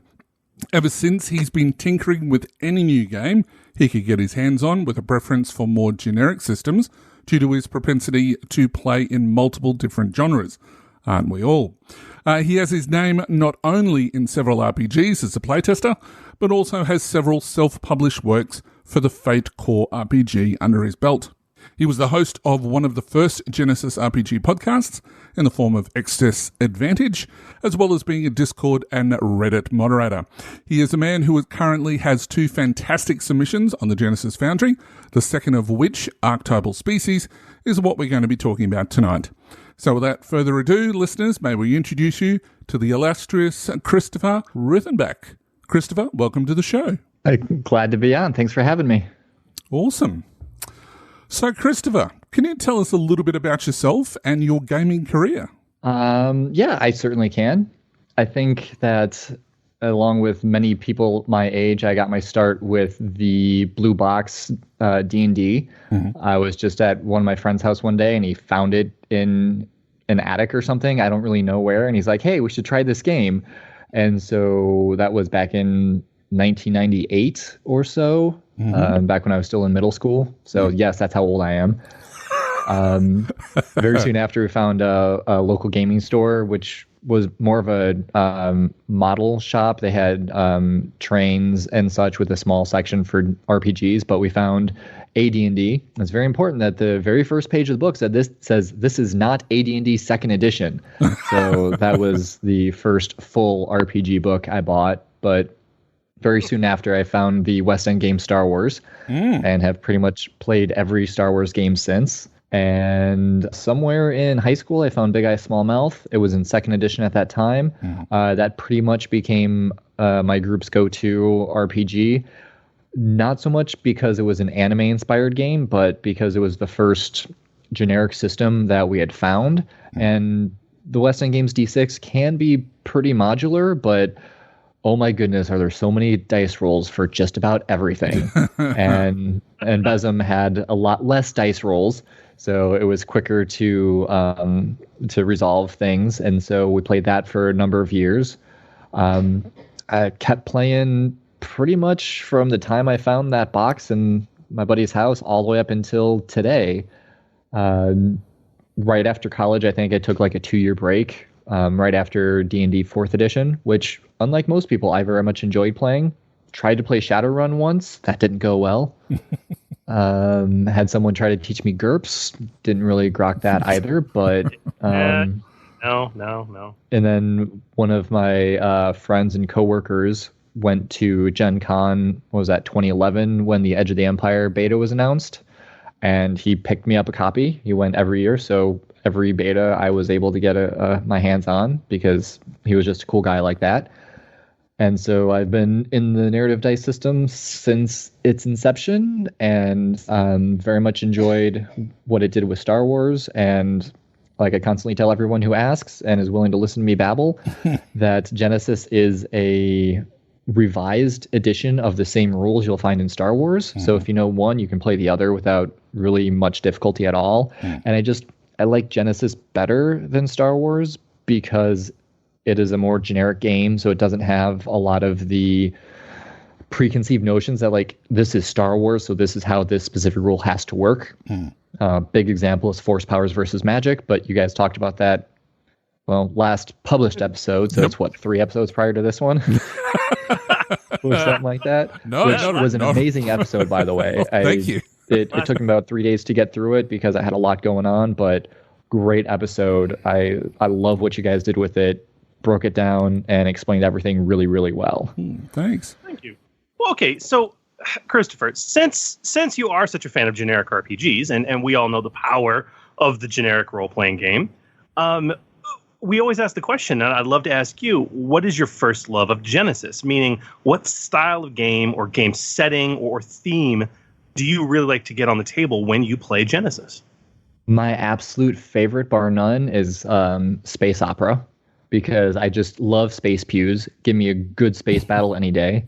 My favorite Star Wars movie is Return of the Jedi, because that space battle at the end with the second Death Star is, in my opinion, one of the best space battles in Star Wars. So just give me starships, give me snub fighters, give me, laser cannons and torpedoes and crazy maneuvers, and like, just give me space combat and I'm happy. Well, you're in good company, because I very, very much agree. And honestly, that's like one of my big litmus tests for any RPG I play is how good are the vehicle rules? And if they're not all that good, I just won't even look at the game, because that's how much I love flying ships and blowing stuff up. So on that, how do you find, in comparison, the Star Wars vehicle rules to the vehicle rules that we have in Genesys? It's funny we're having this conversation because I had a very similar one a few hours ago on the Tabletop Squadron Discord. I don't really know how we got talking about it, but it came up. And so the Star Wars vehicle rules were good for what they were trying to do, but the Genesys rules are so much better. And I think that a lot of people who don't do vehicle combat in Star Wars should really look at the Genesys rules, just because everything makes more sense. Like the biggest thing for me with the difference between the two is in Star Wars, you actually have to spend a maneuver to have your vehicle move. even if you're going max speed, even if you're going speed 6, you still need to spend a maneuver in order for that speed to actually matter. Because for those listeners who are unfamiliar with Star Wars vehicles rules, the speed of your vehicle determines how many maneuvers it takes you to move between range bands. But in Genesys, if you're going max speed without doing anything, you've already moved 2 or 3 range bands. And then you can also take the reposition maneuver to go 1 additional range band.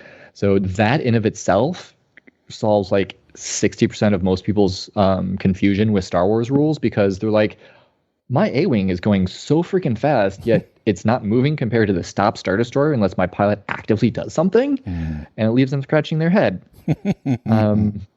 And they also got rid of the sensors rules, because those were really weird, that a lot of starships could shoot farther than their sensors could detect. So the weapon range didn't matter because you couldn't see that far. And with the getting rid of the vehicle range bands and just sticking with the personal scale range bands, and then adding that extra strategic range band, makes it so much more intuitive, because you're using the same rules, the same range bands. Because if you're used to personal scale combat, okay, you're in short range. Well, in Star Wars, you're close. Or I'm sorry, in vehicle combat, you're close range. Yep. So they were almost the same, but not quite. And it just combining it all into one using the same vernacular makes it so much more accessible, because you're used to those range band names in personal combat. And then when you get into a vehicle, it's the same thing. Absolutely. Well, we're certainly going to do an episode in relation to vehicles in the near future. But Christopher, that's not what we're here to talk about. I sidetracked us there for a We could. We could. But we're here to basically talk about archetypal species. So give us the pitch. Tell us why Archetypal Species is a great supplement and why people need to rush out and purchase it on Drive-Thru-RPG. Well, I'm just going to read the first 2 paragraphs of the introduction, because I think that encapsulates everything pretty well. Sure. Welcome to Archetypal Species. This book is an examination and expansion of the guidelines found on pages 193 to 194 of the Genesys core rulebook. Those 2 pages have some great advice for GMs creating their first archetypes or species, but there's a lot more nuance to it than can be fit into 2 pages. Also, there have been 2 additional books, as of the time of publication, that have helped develop the art form that is archetype creation. So the basic elevator pitch is that the core rulebook has this annoying problem of page count. And so they can't do everything in the core book. And 2 pages really doesn't do justice for one of the foundational aspects of anybody's game. Because once your players pick an archetype or species, unless something really nasty happens to that character, they will play that same archetype or that same species throughout the entire game. And if your archetypes are not well balanced, well play tested, well thought out, and they're just kind of thrown together slapshot, some player may end up getting a really crappy archetype that sounded good in the beginning, but in play just kind of lost its luster. And also, I would like to have a frame challenge when you say rush out and purchase it on Drive-Thru-RPG, because I believe wholeheartedly that this supplement is for every single GM, whether or not you can afford to buy it. So it is pay what you want. Nice. If you can't afford any money, put 0 in that field and get it, download it, read it, use it. I am not doing this to make money. I'm doing this because I believe that it is something that every GM should have, even if it's just a reference, so they can get a little bit more idea of making their own stuff. If you really like it that much, you can come back and repurchase it and put a different dollar amount in there that's not 0. I'm not saying you have to, but that's the idea, is that everybody should have access to this, because I believe it is such a fundamental part of your game that I'm not going to put it behind a paywall. Yep. If you think it's worth money, you can give me money, but you don't have to. Yeah. And listen, this whole conversation, I want to move directly into a very specific question, because this is a topic that's obviously an extreme passion for you, this particular topic, and I want to dive along into the development of this specifically. I mean, like, what made you decide to release this supplement? Because I agree, the need is there, and this supplement, we were Julie and I were smiling big smiles when this came out, because it also coincided with our first release of Archetype creation episodes, right? Yes, I actually, the day that the episode dropped, I messaged Julie and said, "Oh, hey, by the way, here's a Google Doc link of what I'm working on," and it was Archetypal Species. Yeah. And so we were smiling big smiles, and you've done a really good job here. But I mean, you touched on it before, but I really like you to expand on this. What made you decide to release this and develop it? The seed of the idea actually happened about 6 months after Shadow the Beanstalk came out, because someone on the Discord server had said, "Hey, why is the average human get more XP in Shadow the Beanstalk than the average human in the core book or Realms of Terranoff? Has anybody done the math to find out where all the different species and archetypes sit versus the XP amount that the books had provided?" And so I spent a few days going over those 2 pages over and over and over again, following each step as I go through all of the core rulebook human archetypes, all of the species in Realms of Terranoff, and then for all of the archetypes in Shadow the Beanstalk. So I had done it for how many archetypes is that? I even did a few of the species in the space opera and Weird War in the back of the core book. So it all started when someone said, "Hey, these don't match up. Why not?" And so I decided to run the numbers and find out why the discrepancy. And there was no mathematical reason behind it that I could find out. And so I kind of just left it for a while. And then when the Foundry was announced, I was going through a list of things that I would like to put on there. And one of them being Archetypal Species, because I had already done all of the research and read through all of the archetypes and all the species that are currently available. So I knew that topic very well, but it was kind of lower down on my list. And ironically enough, the very first thing on my list was something that I was working on at that time, was a vehicle supplement, which included vehicle creation rules that I had been working on for a while. And the part of the announcement for Foundry, the next thing is, "Oh, by the way, expanded player guide, vehicle creation rules." I'm like, "Oh, I guess I'm just going to have to wait."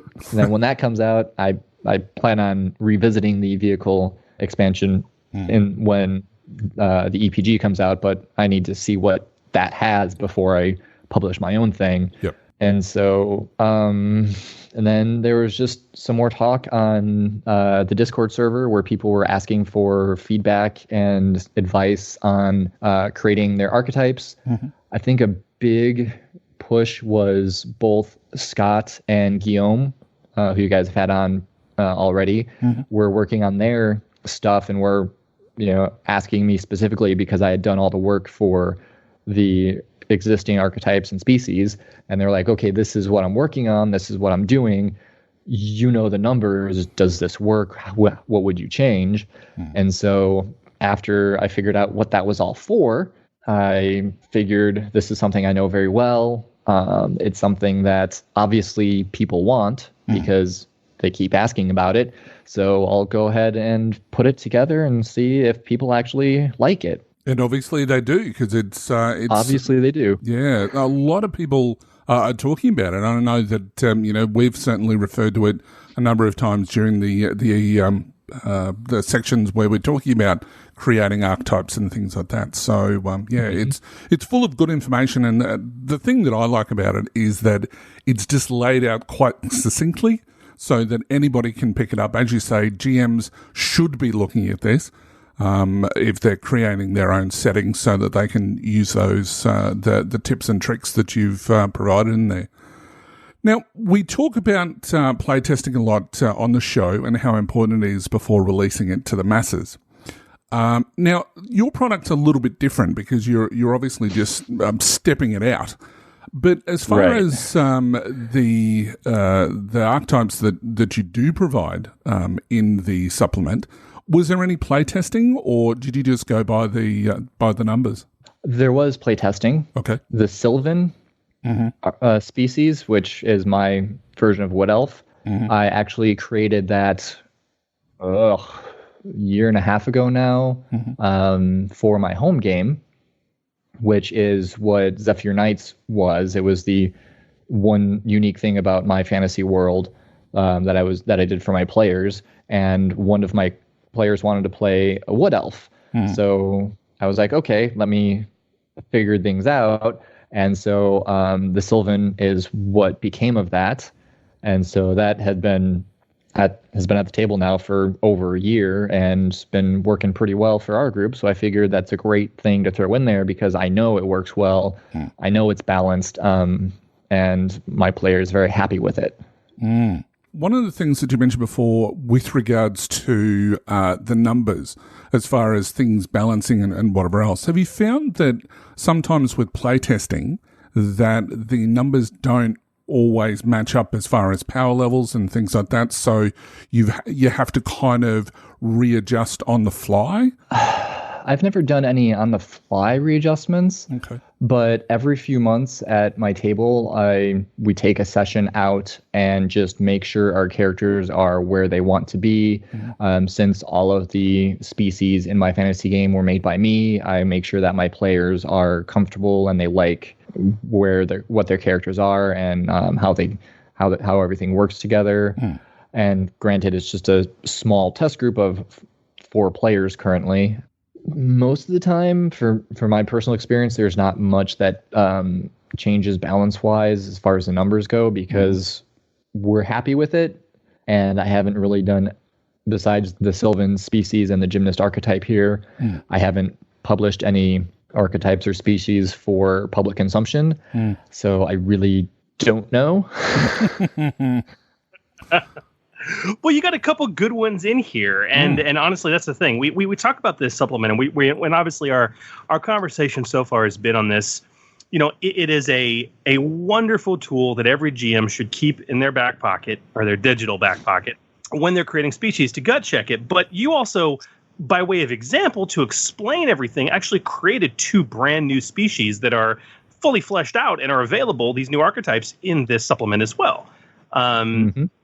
And so you had the Sylvan, and then the other one, which was actually a genuine species. The other is more of an actual archetype in a more generic sense, which was the Gymnast, correct? Correct. So my idea was, for way of example, I take a kernel of an idea and build it out in 2 completely separate ways. So the basic idea was, I'm going to create one archetype and one species that is based on mobility and getting around quicker than normal. And one of the things that I discovered in my research is that archetypes, with the exception of the clone and the Bioroid in Shadow of the Beanstalk, all currently published archetypes have a once per session ability to spend a story point to do something. Whereas species, every existing species, with the exception of the human in Realms of Terranoth, because it's the generic human archetype, has what are considered always-on abilities. Like in Realms of Terranoth, the elves have Nimble, so they have defense 1 always. No strain to spend, no story point to spend. They just have it. The different dwarves have their resilience. The different orcs have their beating people up. And so I was like, okay, I need to create one of each so people can see this kernel that grows into 2 separate things. And so the Gymnast was an archetype that really all I did for its special ability was to take the parkour talent from Shadows of the Beanstalk. Shadow. Sorry, there I go, adding the S. Shadow of the Beanstalk. You are not the only one, Christopher. You're not the only one, Uli. No, definitely not. So I took the talent, I reduced it to once per encounter instead of reduced it to once per session, when normally you can use it every round. gave it a story point cost instead of a strain cost, and that reduced its XP cost from, it's a tier 4 talent, so it's 20 XP. But with all of these restrictions on it, I dropped the cost to 5 because that made sense to me.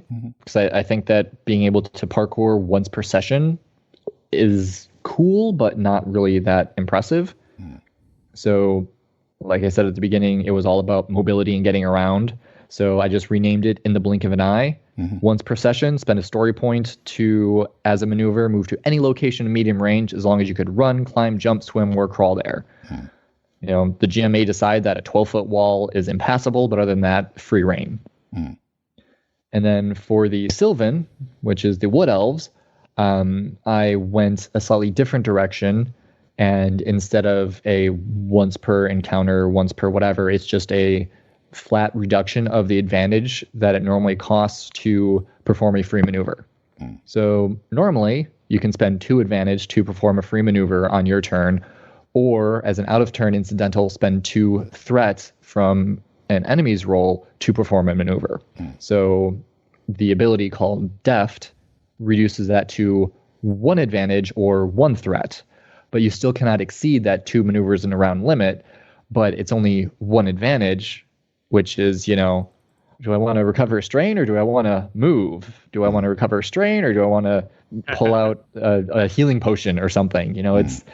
It's 1 advantage. It's not much, but boom, look at that. It can be, like we were talking about in our last episode where we were talking about the rough parts of Magic initially. It becomes sort of internal chess game of advantage spending sometimes. That I don't know. Yeah, I loved this ability. I loved it. Yeah, and honestly, in my experience as a GM, both at home and I've run a few one-shots online, that spending 2 advantage for free maneuver is so underutilized. Most of the time, people don't even remember that it's there. And so this was also my way to incentivize my players to remember, oh, hey, I can get a free maneuver by spending advantage instead of suffering strain. So it kind of is doing dual purpose. So it's making the Sylvan unique, and it's also reminding my players, oh, hey, I don't always have to suffer strain for another maneuver. Yeah, it's very true. Now, this is your second product on the Genesys Foundry, the first of which you mentioned before is Zephyr Knights and Aeromancer Supplement, which is absolutely fantastic. So we'll get you back on the show at some point to talk about that. Sounds good to me. Yeah, absolutely. Now, do you have any suggestions for anybody who's wanting to write for the Foundry, since you've had some experience in that realm already? My biggest piece of advice or suggestion is just do it. Zephyr Knights and Archetypal Species both are small.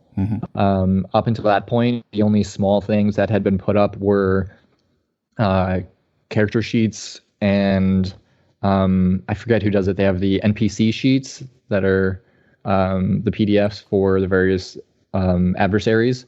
Yeah, Silverwing Armory. Yeah, Silverwing Armory. So that was pretty much the only thing that was small. Everything else, you're looking at something strange. You're looking at Inquisition, Starcana, Ready Fight. All these things are, at least 60 pages. Even the adventures are, 30 plus pages. And so I was a little reticent at first. I'm like, Archetypal Species is only 10 pages, including front and back cover. Zephyr Knights is not much bigger, but there is something to be said for the smaller supplements, because right now a majority of what's on Foundry are these huge tomes that are kind of intimidating to read through. I mean, the only reason why I finally started reading Inquisition is because Guillaume is running a play-by-post for us, and I need to know the setting. I need to know what rules he's changed. I did a little proofreading for Ready Fight, so I have a copy of that. But besides what I did for proofreading, I haven't read much of it because it's 100 pages. And so whatever you want to do, whether it's large or small, people are going to want it. And my second piece of advice is do what you want or do what you already know, not what you think other people want. Because with Zephyr Knights, like I said earlier, that was my one unique thing in my home game. And the published version that you can get on Foundry is technically the 4th iteration, but more like a finessing of the 3rd iteration. So it went through quite a lot from the initial idea up until where it currently is. Like I said earlier, based on that feedback from my players, figuring out what works, what doesn't, why is this going the way it is. And so it evolved through playtesting.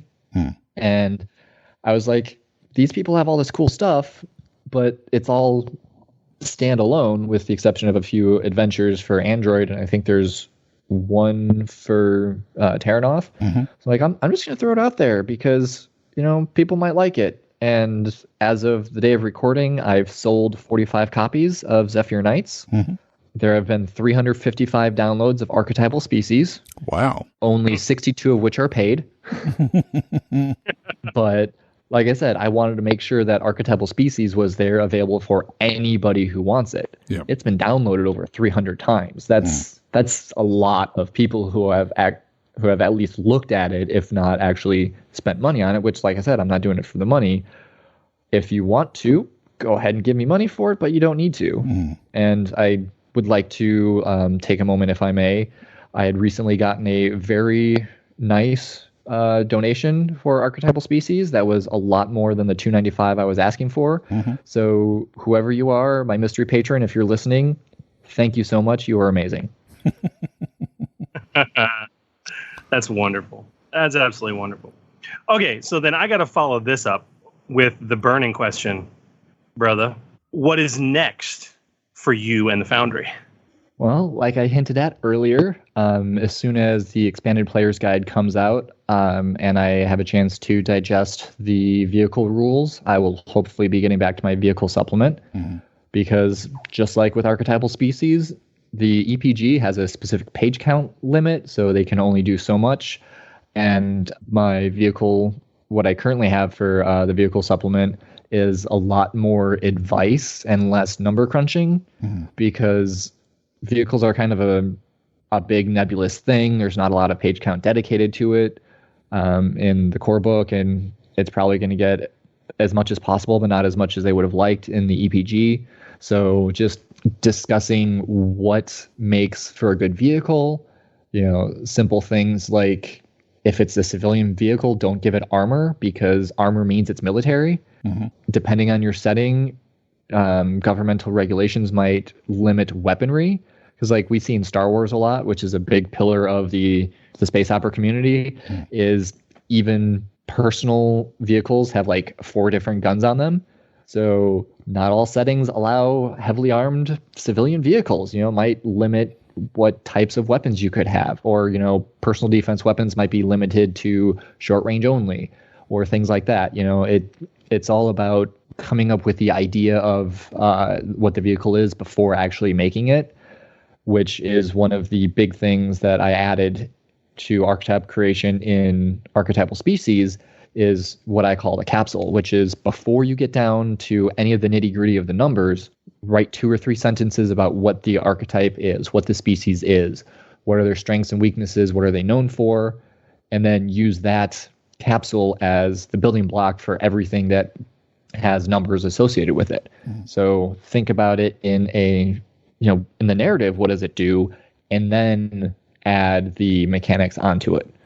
And then in addition to that, I hope to be doing another micro supplement along the same size as Archetypal Species for equipment, because we've got 6 pages for gear, weapons, armor in the core rulebook.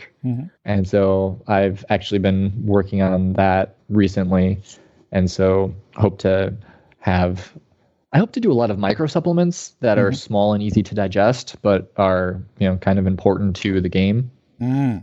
Definitely. So I want my name to be associated with must be purchased or must be downloaded for any GM making their own setting, because I want to be a household name. I'm vain. What can I say? Well, that's an ambition for sure. Dude. All right. Well, listen, Christopher, thank you so much for coming on to talk to us about this.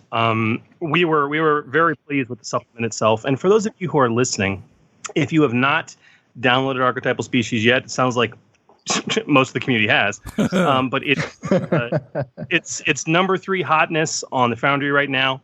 And honestly, it's number 3, really? Yeah. As of right now, yeah. when so many of us started making things for Genesys, and we had the rules available, but even from back in the Star Wars days, and when those of us, myself, Phil, others started to hack the Star Wars system before Genesys came out, we didn't have these concrete rules. And archetype or species creation is so pervasively important to the fundamental balance of anything you're going to do. Having this kind of guide in your back pocket is an incredibly wise thing to do. So if you haven't already, please go check it out. And Christopher, wonderful to have you on. We are terribly excited for what is to come from you. So thank you. As am I. So if you are a developer and you've got something out there that you want us to know about or want the community to know about, send us an email to forgegenesis@d20radio.com. We'd love to hear from you. Speaking of which, I know a few people have used that email to send us a few questions, Chris. Yes. I think it's time maybe to hammer them out, shall we say? Indeed. We're going to call that segment Under the Hammer. Under the Hammer. And welcome to Under the Hammer, the segment where we will answer your games and rules questions about the Genesys RPG as it impacts both rules and content creation and, of course, play.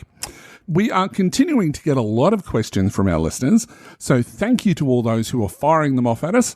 They are absolutely amazing, absolutely awesome, but we want more. So keep them coming. Send it to us on any of our platforms or via email, which is simply forgegenesis@d20radio.com. So, Chris, would you like to take us through our first question? Yeah, this one came in via Martin Dawson, a.k.a. the Lonely Sand Person, via email. He says, "Hello, GMs." Hello, Martin. I have one big question that's been bothering me about creating new settings. How much... We seem to be getting this question asked again and again in some form or fashion, right? How much do you think it's appropriate to crib from other FFG products? It seems like it would be difficult to create, for example, a fantasy-based setting without borrowing a number of basic talents from Terranoth, not to mention the entire alchemy system.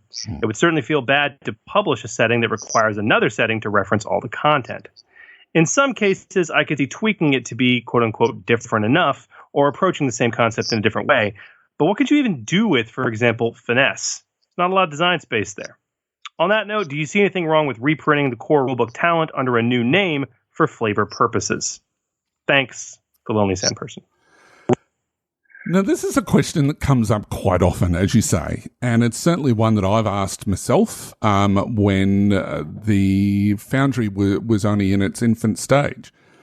And the basic answer is anything that is in the core rules, you cannot reprint. Anything that's in a setting existing already, you cannot reprint. The easiest way to refer to anything is at the start of your product, basically say what people will need to have to be able to use this product. And there is nothing wrong with saying you will need to have the core rules and you will need the Terranoth setting, or you will need all of the three current settings that are out there, or whatever else. I'm sure that eventually somebody's going to put in that they will need the ready fight setting, providing they've got permission from Keith, obviously. But those sorts of things that you have to do. When it comes to talents, for example, you have to put them in a succinct table, just like they've got in the Terranoth book, of what talents are going to be available from the core rules. They don't repeat the talents that are in the core rulebooks, and neither should you. The same thing also applies to weapons and things like that. However, that's a little bit different, and I think we answered this in a previous episode. But with weapons, you can put in axe or great axe or whatever else and put their stat line in there. But what you can't do is put in the exact text that appears in Terranoth, for example. You have to create your own text. And if there isn't any text, just put a star or a cross or whatever else to say, see description in Realms of Terranoth or whatever else. Yeah. And look, Martin, you say you would certainly feel bad publishing a setting that requires another setting to reference all the content. Why? Why would you feel bad about that? Yeah. Let's be realistic for a moment here. If you think for a hot second that anyone who is buying a fan-produced piece of content off the Foundry does not already own the Terranoth setting, you're deluding yourself. We're going to trust me. They're just going to. Yep. Okay. Yep. So don't feel bad about that. And number two, it's almost an homage, if nothing else. Now, he did ask a couple specific questions that you answered very well, Huli. You know, it's like, yeah, there's going to be fantasy talents in there. Just say, hey, reference these from Tyranoth. Put them in a table. So yeah, these are the talents you want to use. They're in Tyranoth. Use them. Okay. Yep. As far as it's not even a reskin. It's just a refiling. You asked specifically about reprinting core rulebook talents under a new name for flavor purposes. Is there anything wrong with that? Yes, there's two very important things wrong with that. The first is, even if you change the title, you are still reprinting the text from a core rulebook, and that could get you in trouble. Okay? So just don't do it. You'd be far better off just referencing that talent and say, yeah, use this talent. Okay? The second reason that that's wrong with reprinting that is, as we kind of said this before, people don't want to pay for content they already have. True. The best case scenario is that you come up with something brand new, really different.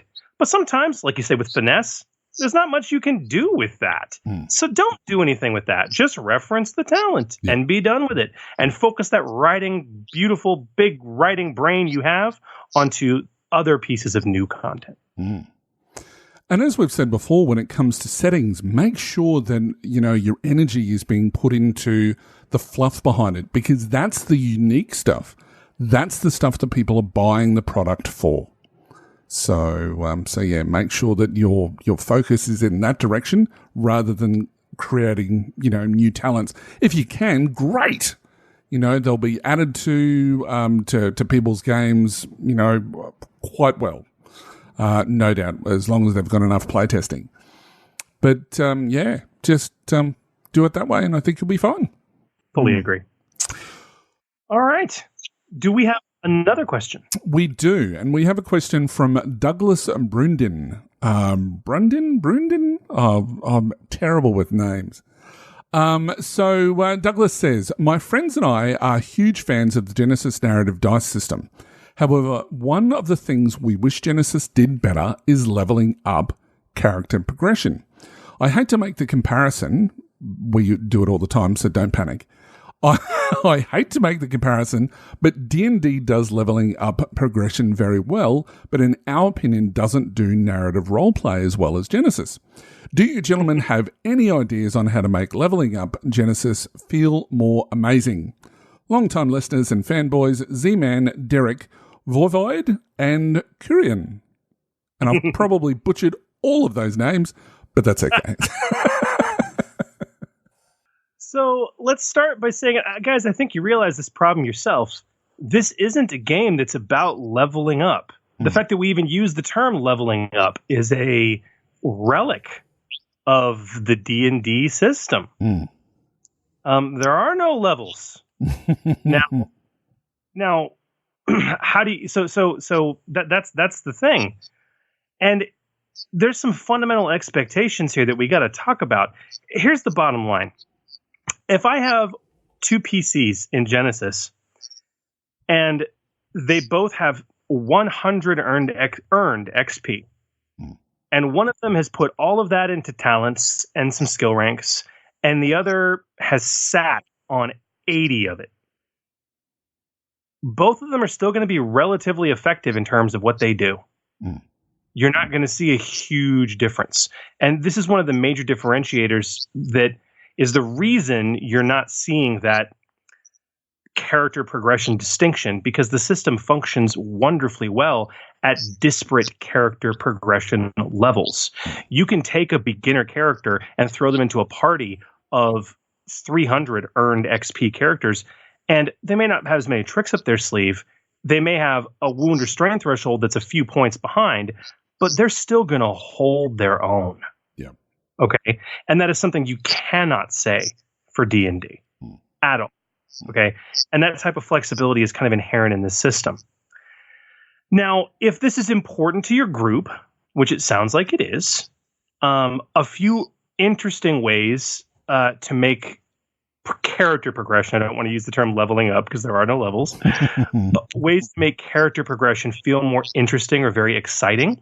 There are 2 ways that I can personally recommend that I have used in my games, both GMing and playing in Genesys and Star Wars systems, that may work for you.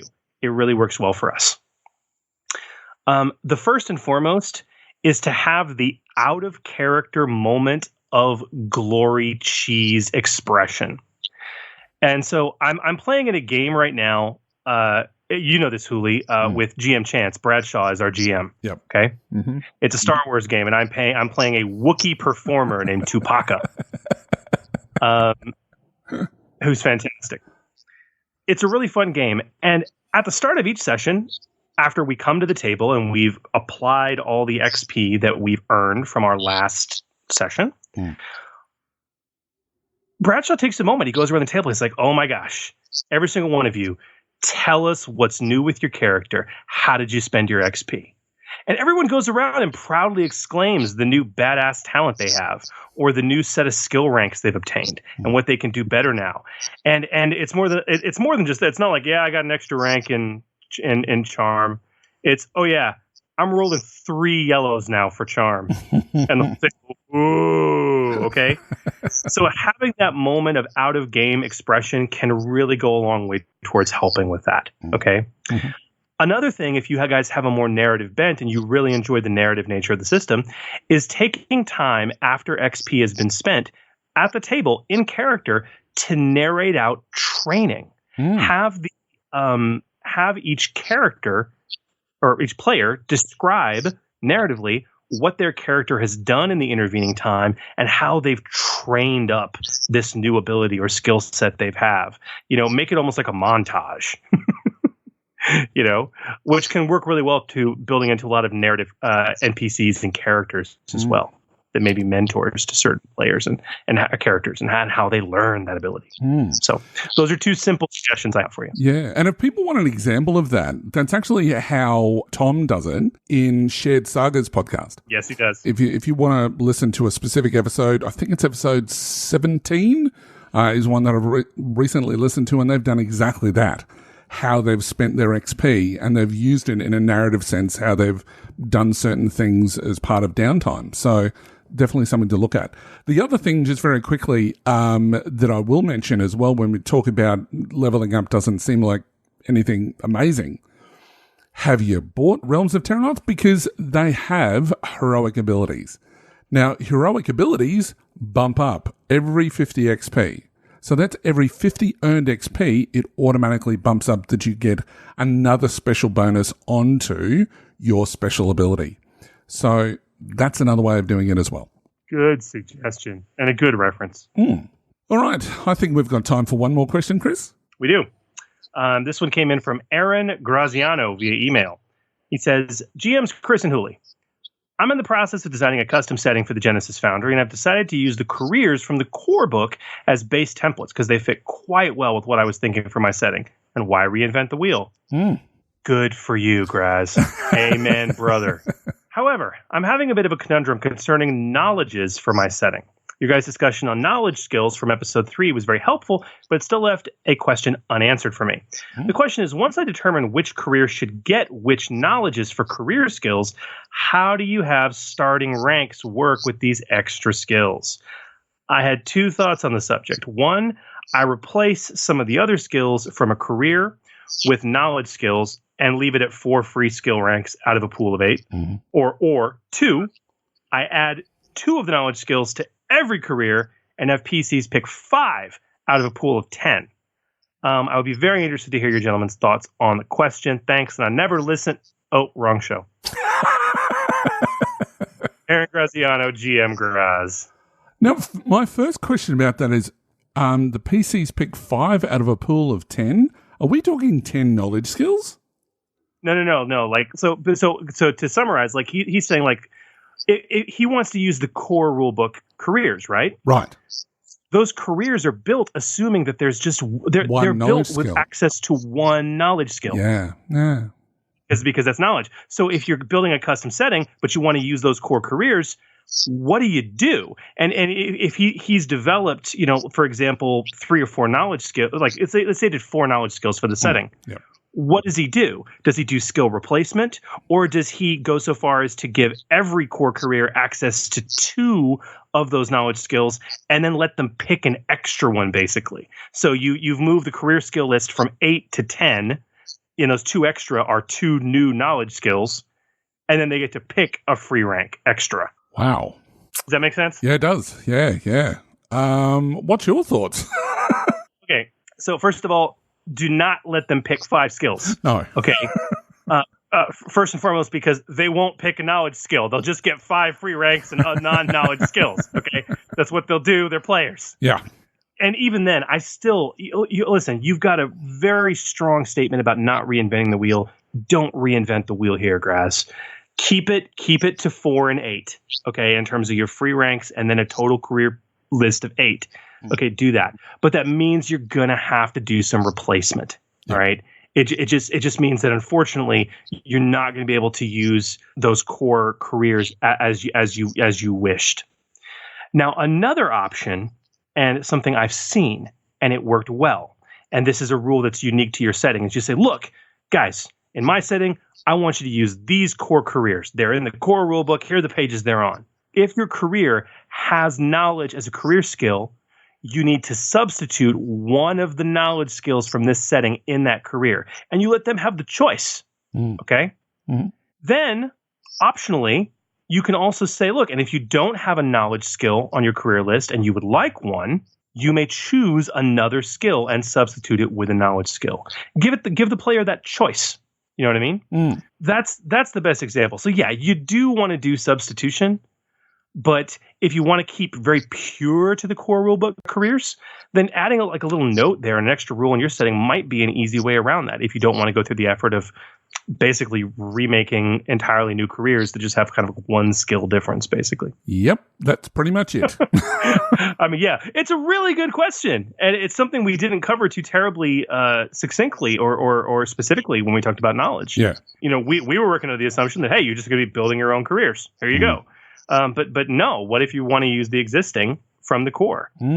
It's a very good question. It's a very good question. I'm glad you asked it. Excellent. So if you have any more of those sorts of questions, let us know. We want more of them, as I said before. So that basically brings us to the end of a show because I'm running out of steam.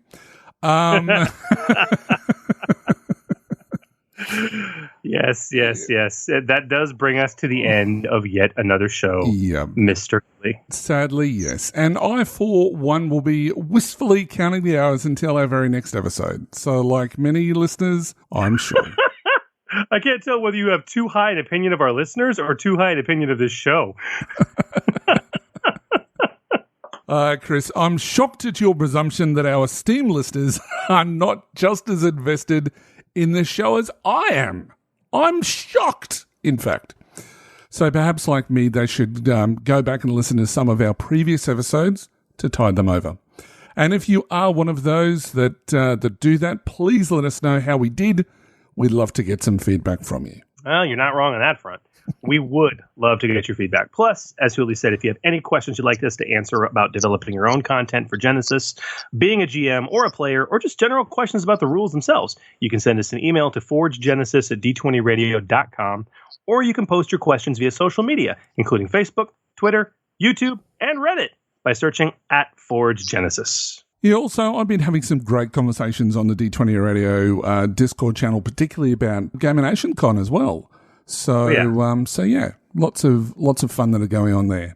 I try to stay as active as I possibly can, engaging with fans on the various pages that the show belongs to, as well as the Genesys Community Facebook page as well. And a lot of time is going to be spent on our own Discord channel, which will be a part of the Patreon as well. So please pledge to that. If you have a few dollars, we would love that. And, you can be part of our ever-growing community. So yeah, thanks. Absolutely. And again, through that community, you can give us feedback, you can give us questions. And who knows? The things you talk about might be the stuff we want to talk about on the show. So again, please feel free to reach out to us on any of those mediums. And guys, you can also join the even larger discussion in the D20 Radio Facebook group where we nerds congregate to cross-pollinate. And don't forget to give us a like or follow us as well on any of our social media sites. You can also drop us a review on those sites or on your favorite podcatcher, including iTunes and even Spotify. You can also visit us on our website at forgegenesis.com. So, Huli, what can listeners expect in our next episode?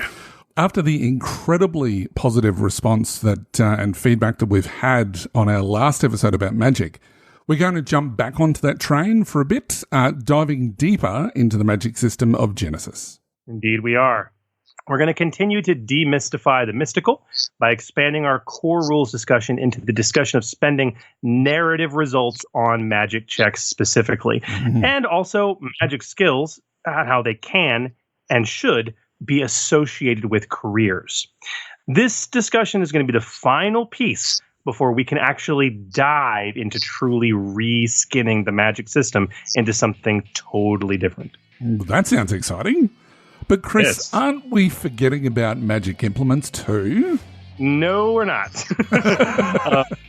We will get there.